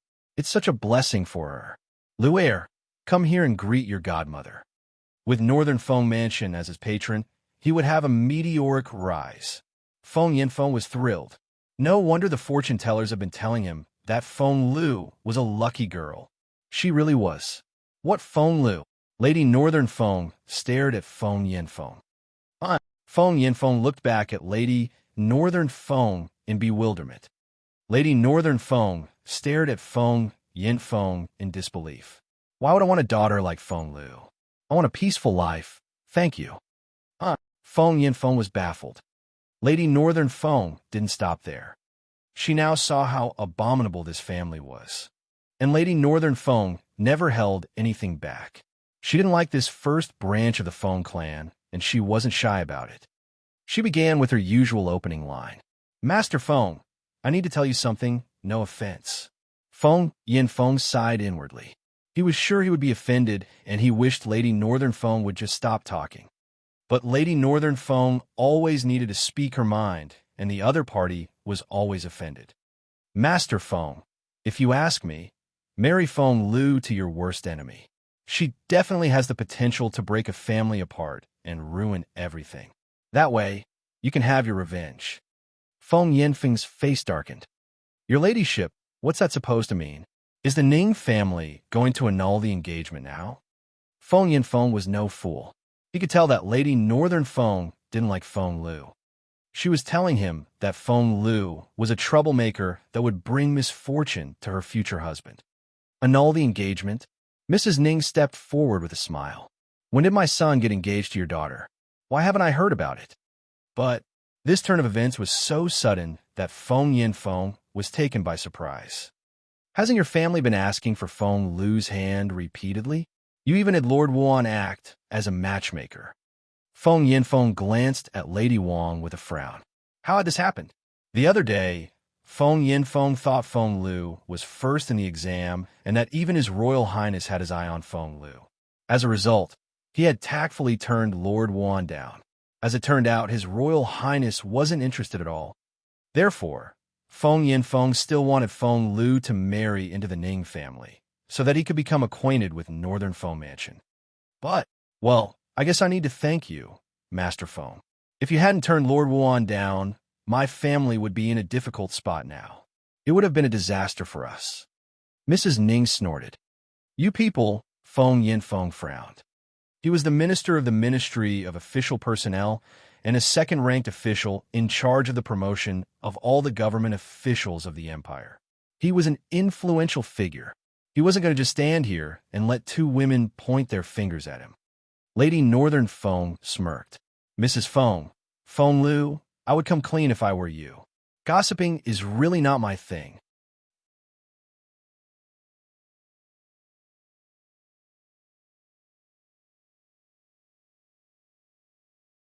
Chapter 691, Not Helping. Chapter 691, Not Helping. Fine, you don't gossip. You're just forcing me to confess. Clenching her fists, Feng Lu wanted to cry again. But Lady Northern Feng was simply too intimidating. Under her intense gaze, Feng Lu had no choice but to tell everyone how she had lied in Wanping Town. There were a lot of tears. With Lady Northern Feng on the side, Feng Lu couldn't make excuses for herself. Whenever she tried, Lady Northern Feng would shoot a murderous look at her. After hearing the truth, Feng Yinfeng almost cried. What kind of idiot was this Feng Lu? Why didn't she tell him before this? He wouldn't have been so proud if she had. He would have agreed to the marriage proposal, and when the Ning family wanted out, well, they would have had to pay to do so. But now it was too late for anything. Feng Yinfeng wanted to stomp his foot in frustration. Seeing the look on Feng Yinfeng's face, Feng Wu sneered. To Feng Yinfeng, everything was about his personal gain, and even his own daughter wasn't exempt from that. She knew that Feng Yinfeng had to be considering her a much more important chess piece than Feng Lu now. She was right.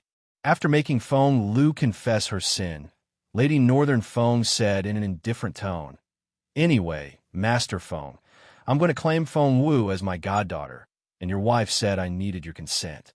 So, are you going to give your consent or not?" That tone again. Of course Feng Yinfeng wouldn't dare say no. Moreover, this would be a great opportunity for him to become familiar with Northern Feng Mansion. Feng Yinfeng would have to be an idiot to say no. Of course, yes. Feng Yinfeng smiled obsequiously. Feng Wu smiled. What yes? I won't accept it. Just then, an angry voice rang out from up on the wall. Feng Sun jumped down, as if he was ready to bite someone's nose off. Smack! Lady Northern Feng smacked him on the head. Shut up! Feng Sun pleaded. Mother! Lady Northern Feng snapped. You have no say in this. Feng Sun then turned his pleading eyes in the direction of the wall. Feng Wu followed his gaze in bewilderment. Without making a sound, Jun Linyuan's imposing figure appeared. He was as unapproachable as an iceberg, and even his aura said, off limits. Feng was behind him as usual. Your Royal Highness. Everyone was surprised to see Jun Linyuan here. Feng Yinfeng rushed over and greeted the Crown Prince with an ingratiating smile. His eyes sparkled. The Crown Prince was his home. Feng Yinfeng couldn't believe his eyes. Feng Sun kept tipping Jun Linyuan the wink, so hard that his eyelid was going cramp. Aunt, Jun Linyuan greeted Lady Northern Feng. Lady Northern Feng had been raised by the Empress Dowager herself. Jun Linyuan, who had lost his mother when he was little, had grown up in the Empress Dowager's senile palace as well. That was to say, Lady Northern Feng used to take care of Jun Linyuan when he was a little boy. Lady Northern Feng was glad to see Jun Linyuan. Jun, what are you doing here? Ah Sun dragged you into this, didn't he? I'm warning you. Don't help him. He's so spoiled. He's not getting what he wants this time. Jun Linyuan darted a glance at Feng Sun. Hear that? My aunt has made up her mind. It's not that I don't want to help you. I just can't. Feng Sun's heart sank.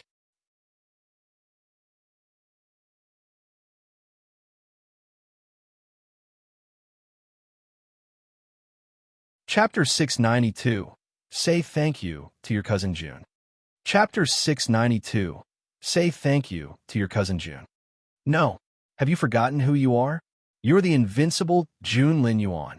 Stomp your foot, and an earthquake will shake up the Junwu Empire. Mama might kick me around, but she won't do that to you. Feng Sun pleaded with his eyes. Boss Jun, help me. You're the crown prince. Jun Linyuan turned to Lady Northern Feng. Aunt, you're... Jun, look, isn't Xiao Wu great? Lady Northern Feng grinned. I'm going to have a new goddaughter. Aren't you happy for me? Jun Linyuan cleared his throat. As long as you're happy, Aunt. Feng Sun kept silent. Lady Northern Feng chuckled. I'm happy. I'm so happy. Feng Sun glared at Jun Linyuan. He had brought Boss Jun all the way here to stop this from happening. But what happened to his authority? Feng Sun stared so hard that his eyelids began to twitch. But Jun Linyuan seemed to be in a great mood as he chatted happily with Lady Northern Feng. Seeing this, Feng Yinfeng found Lady Northern Feng even more impressive. Well, since Miss Feng Wu is your Royal Highness's cousin now, how about a gift? As considerate as he always was, Feng took the hint as soon as Jun Linyuan darted a look at his own jade pendant. It was a gift from Master Dugu of Wandering Temple. Not only had it been blessed, His Royal Highness's name was also inscribed on it. It would help her cultivation tremendously. Jun Linyuan was waiting for that line. Taking off the pendant, he tossed it to Feng Wu. There! Wow! Everyone in the room was excited. It was a gift from His Royal Highness. Although he only did it for Lady Northern Feng's sake, it was still a great honor for Feng Wu. Feng Wu wasn't going to take Jun Linyuan's gift, not to mention that he had tossed it at her. Did he take her for a beggar or something? She was about to throw it back when she felt a cool sensation. A mild streak of spiritual essence ran all the way from her hand to her dantian. Soon, Feng Wu felt her dantian fill up. This was great for her cultivation. Feng Wu was elated. Feng Sun stared at Feng Wu. Weren't you all mean to Boss Jun and wanted to stay away from him? Give it back. Where's your honor? However, to his frustration, Feng Wu held the jade pendant with both hands and gave Jun Linyuan a sweet smile. Thank you, your royal highness. Feng Sun kept silent.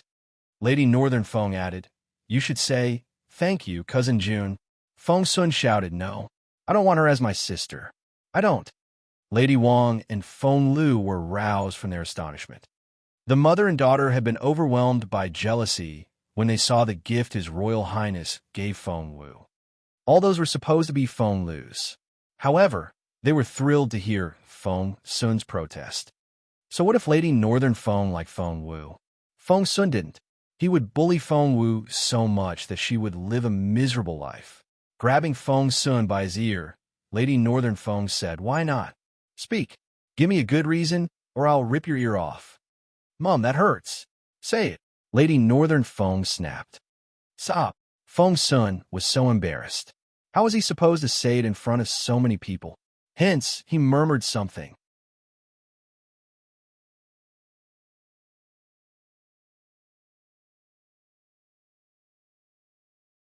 Chapter 693, Boss Jun. You betrayed me. Chapter 693, Boss Jun. You betrayed me. What? Can't hear you. Lady Northern Feng frowned. Feng Sun raised his voice a tiny bit. What? Man up and say it out loud. Lady Northern Feng smacked Feng Sun on the head. Poor young Lord Feng. His mother was the only person in this world that could intimidate him like this. I said I want to marry Feng Wu.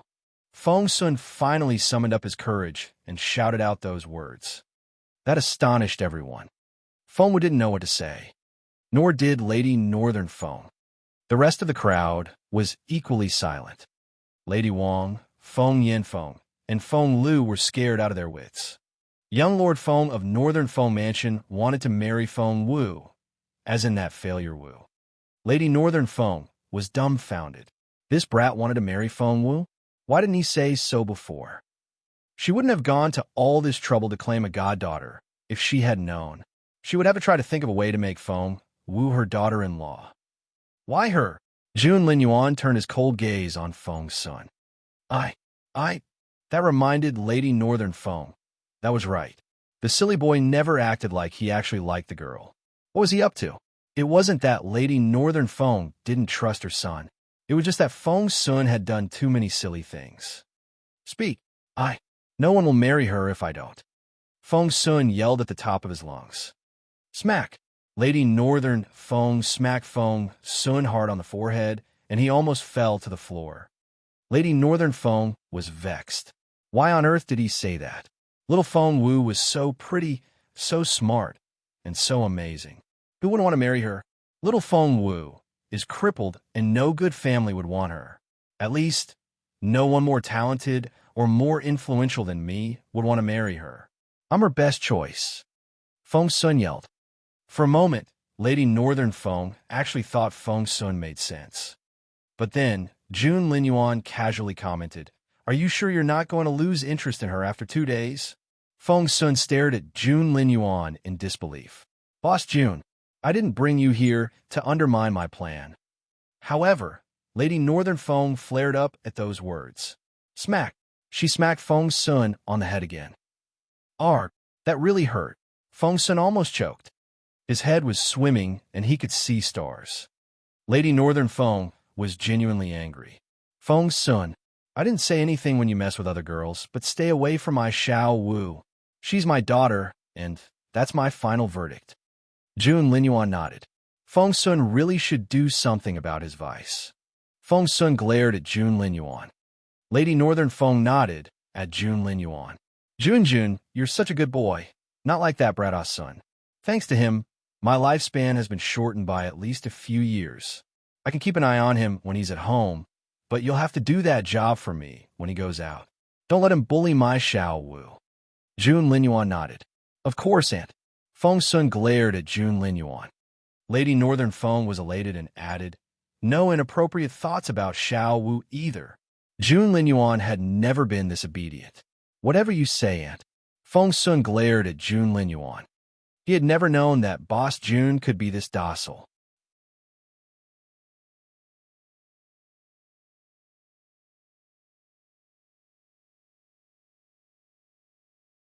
Chapter 694. I have a sister. Chapter 694. I have a sister. Lady Northern Feng was pleased, for she knew how reliable Jun Linyuan was. When he said yes, Feng Sun had no chance whatsoever. She then shot a warning glance at Feng Sun. "She's your sister from now on. Treat her like one. I'm only going to say it once." Feng Sun kept silent. Feng Yinfeng didn't have any doubts now. For some unknown reason, Lady Northern Feng just liked Feng Wu so much.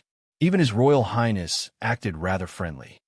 Fearing that this was going to turn into another fiasco like the incident with Feng Lu, Feng Yinfeng shouted his command at Feng Wu.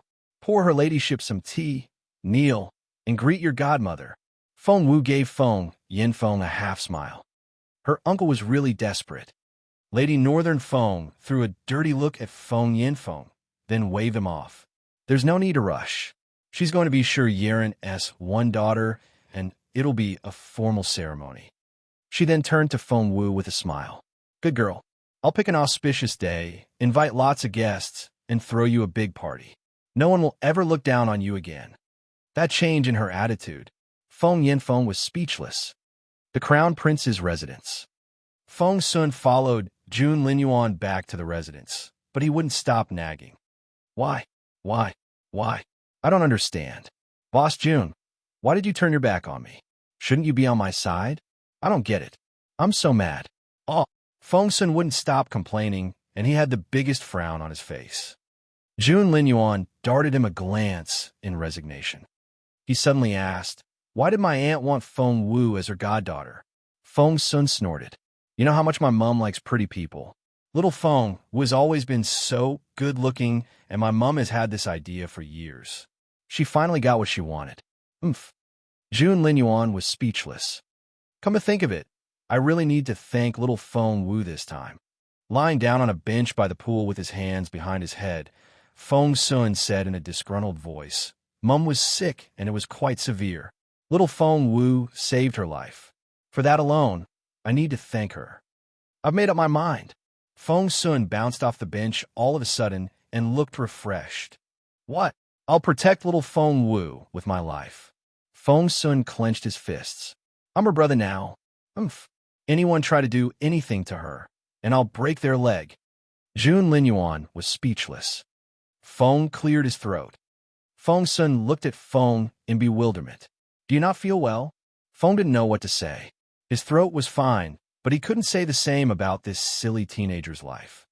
Feng Sun had no idea whom he had offended with those words. He was just so happy all of a sudden. Sitting there, he couldn't stop grinning. And that look on his face gave the other the creeps. Luckily, he was dealing with the Crown Prince. Jun Linyuan rolled his eyes at Feng Sun. "What are you doing?" Feng Sun guffawed. Jun Linyuan was speechless. "Boss Jun, you know what?" Feng Sun suddenly turned around and looked at Jun Linyuan in excitement. His eyes sparkled. "I have a sister. Ha ha ha ha, I have a sister." Jun Linyuan was speechless. "Excuse me? What happened to that person who would rather die than have a sister?" Jun Linyuan sighed. "I see."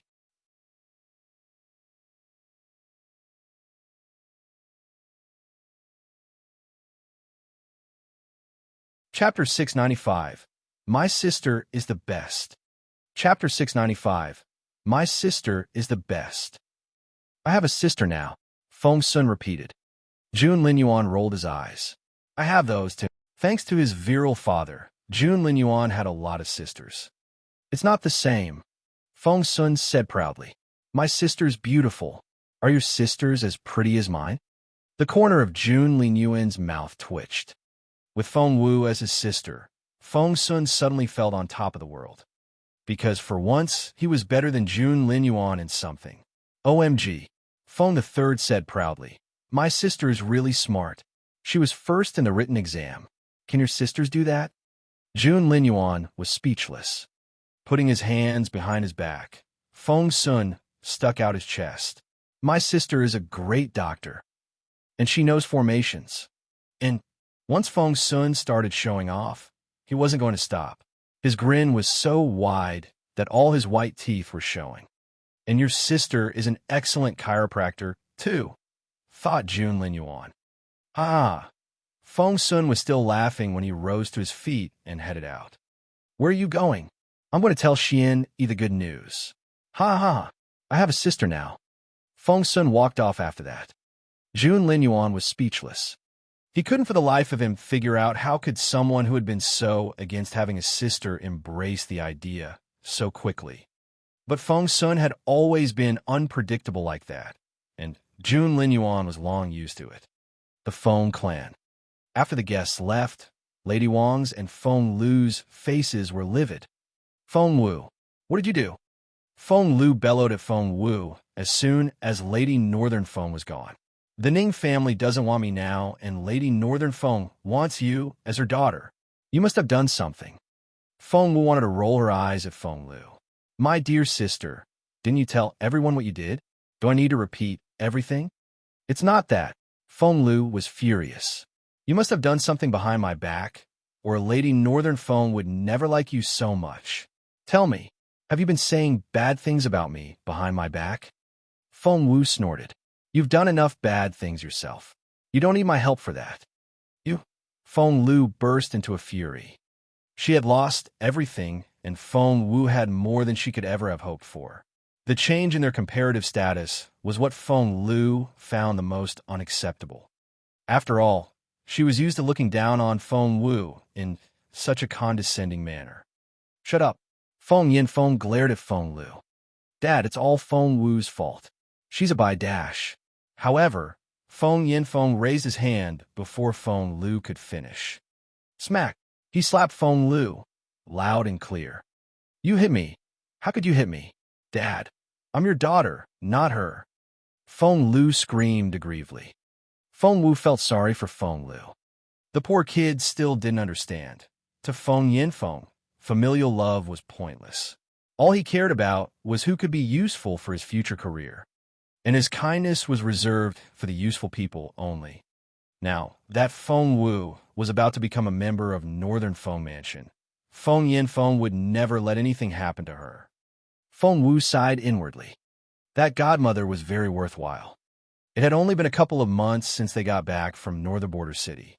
Back then, she had still been too weak to protect her family, and Lady Wang had held all the advantages. That woman had looked down upon them. However, a couple of months later,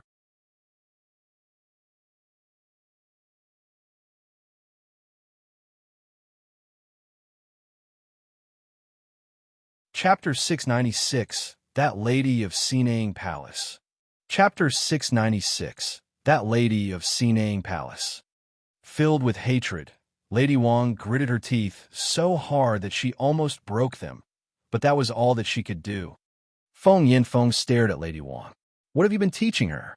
It's all your fault that Feng Lu is like this. Lady Wang stared at Feng Yinfeng in disbelief. Damn you, Feng Yinfeng. What happened to calling her his perfect wife? It was as if Feng Lu was her responsibility alone. Feng Yinfeng said coldly, Feng Lu, since you failed the exam, you're grounded. You're not going anywhere for the next 3 months. He turned to Lady Wang after yelling at Feng Lu. You've been such a negligent mother. Go back now and reflect on yourself. Lady Wang was rendered speechless.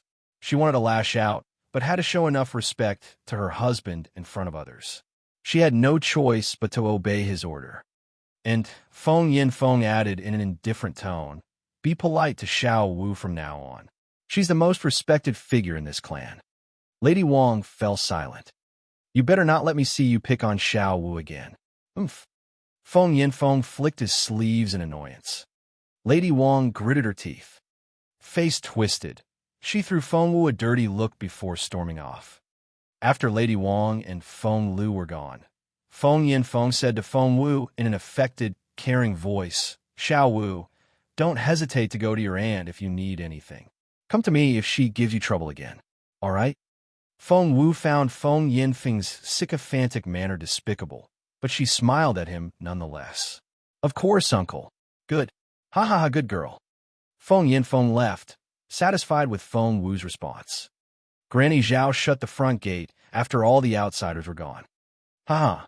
Chao was the first to burst out laughing. Xiao Wu, did you see the look on your uncle's and aunt's faces?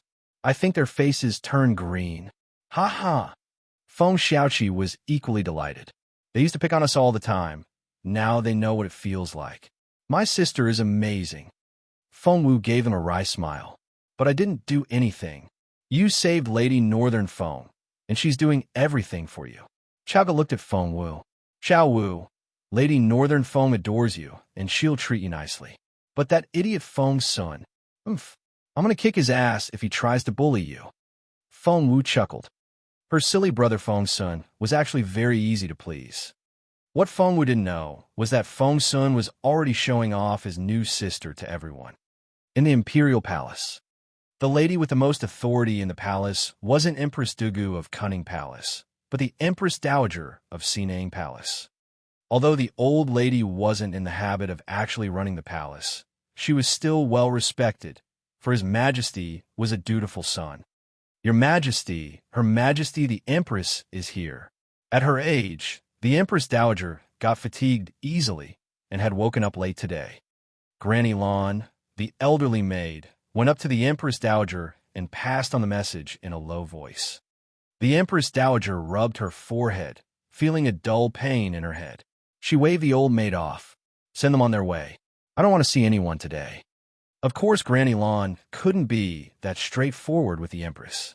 Instead, she smiled politely at Empress Dugu. Her Majesty the Empress Dowager isn't feeling too well today and prefers to have some time to herself. Your Majesty, ladies, please don't let me keep you here. The Empress Dowager was sick? Empress Dugu was concerned. Surely I should stay by Her Majesty's side if she's not feeling well. Ladies, leave us. The other imperial concubines had no choice but to obey.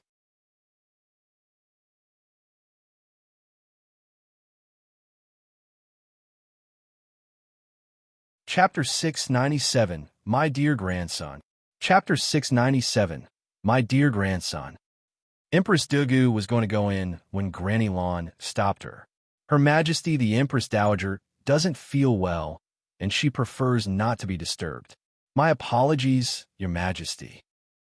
Granny Lan. Am I an intruder now? Empress Dugu was displeased. Just then, footsteps came from outside. Granny Lan was a little dazed when she saw the teenager. She then forgot about Empress Dugu and hurried off after him. Your Royal Highness, I didn't know you were coming. Please come in. Her Majesty isn't feeling well, and she's resting in bed. Jun Linyuan had been raised in Sinang Palace, and Granny Lan used to take care of him when he was little. He nodded at Granny Lan, then went straight in. Empress Dugu didn't like what she saw at all. I thought Her Majesty didn't want to see anyone. Why can he go in? Empress Dugu pointed at Jun Linyuan. That defiant son was so unbelievably arrogant. She was his stepmother, but he wouldn't greet her or even so much as glance at her, let alone kneel down to show his respect. To him, she probably didn't even exist. The fact that Jun Linyuan had ignored her completely ruined Empress Dugu's day. She followed Jun Linyuan with her eyes, and hatred was written all over her face. Granny Lan smiled. His Royal Highness is never intruding. I'm sure Your Majesty knows how Her Majesty the Empress Dowager dotes on the Crown Prince. She was right. The Empress Dowager, who was lying in bed, scrambled to her feet as soon as she was informed of Jun Linyuan's visit and rushed out to greet him. Your Majesty, it's chilly out there. Please take this robe. Ruishi, the chambermaid, chased after the old lady with a robe. The Empress Dowager, whom even Emperor Wu had to kneel down to greet, ran as fast as she could to welcome Jun Linyuan. Taking his hand, the old lady was elated. Oh my dear boy, there you are. Come, let me look at you. Have you lost weight? Jun Linyuan had an awkward look on his face. This was why he had chosen to make his residence outside the Imperial Palace when all his half-brothers hadn't.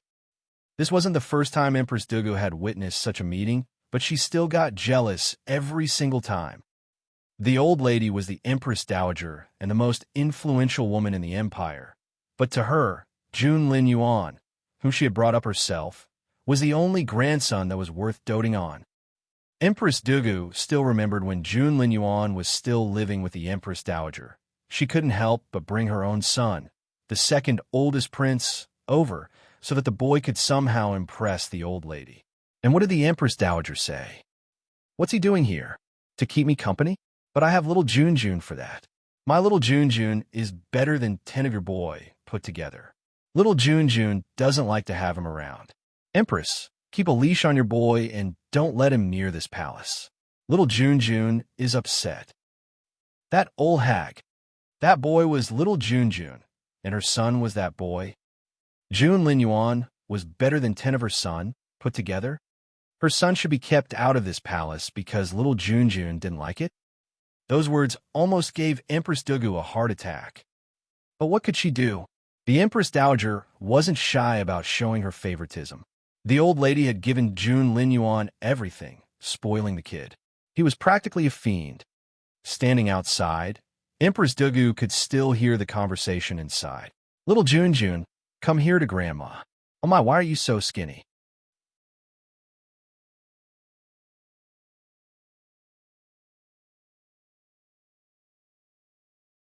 Chapter 698. Jun Lin Yuan was bullied? Chapter 698. Jun Lin Yuan was bullied. "Have you not been eating properly?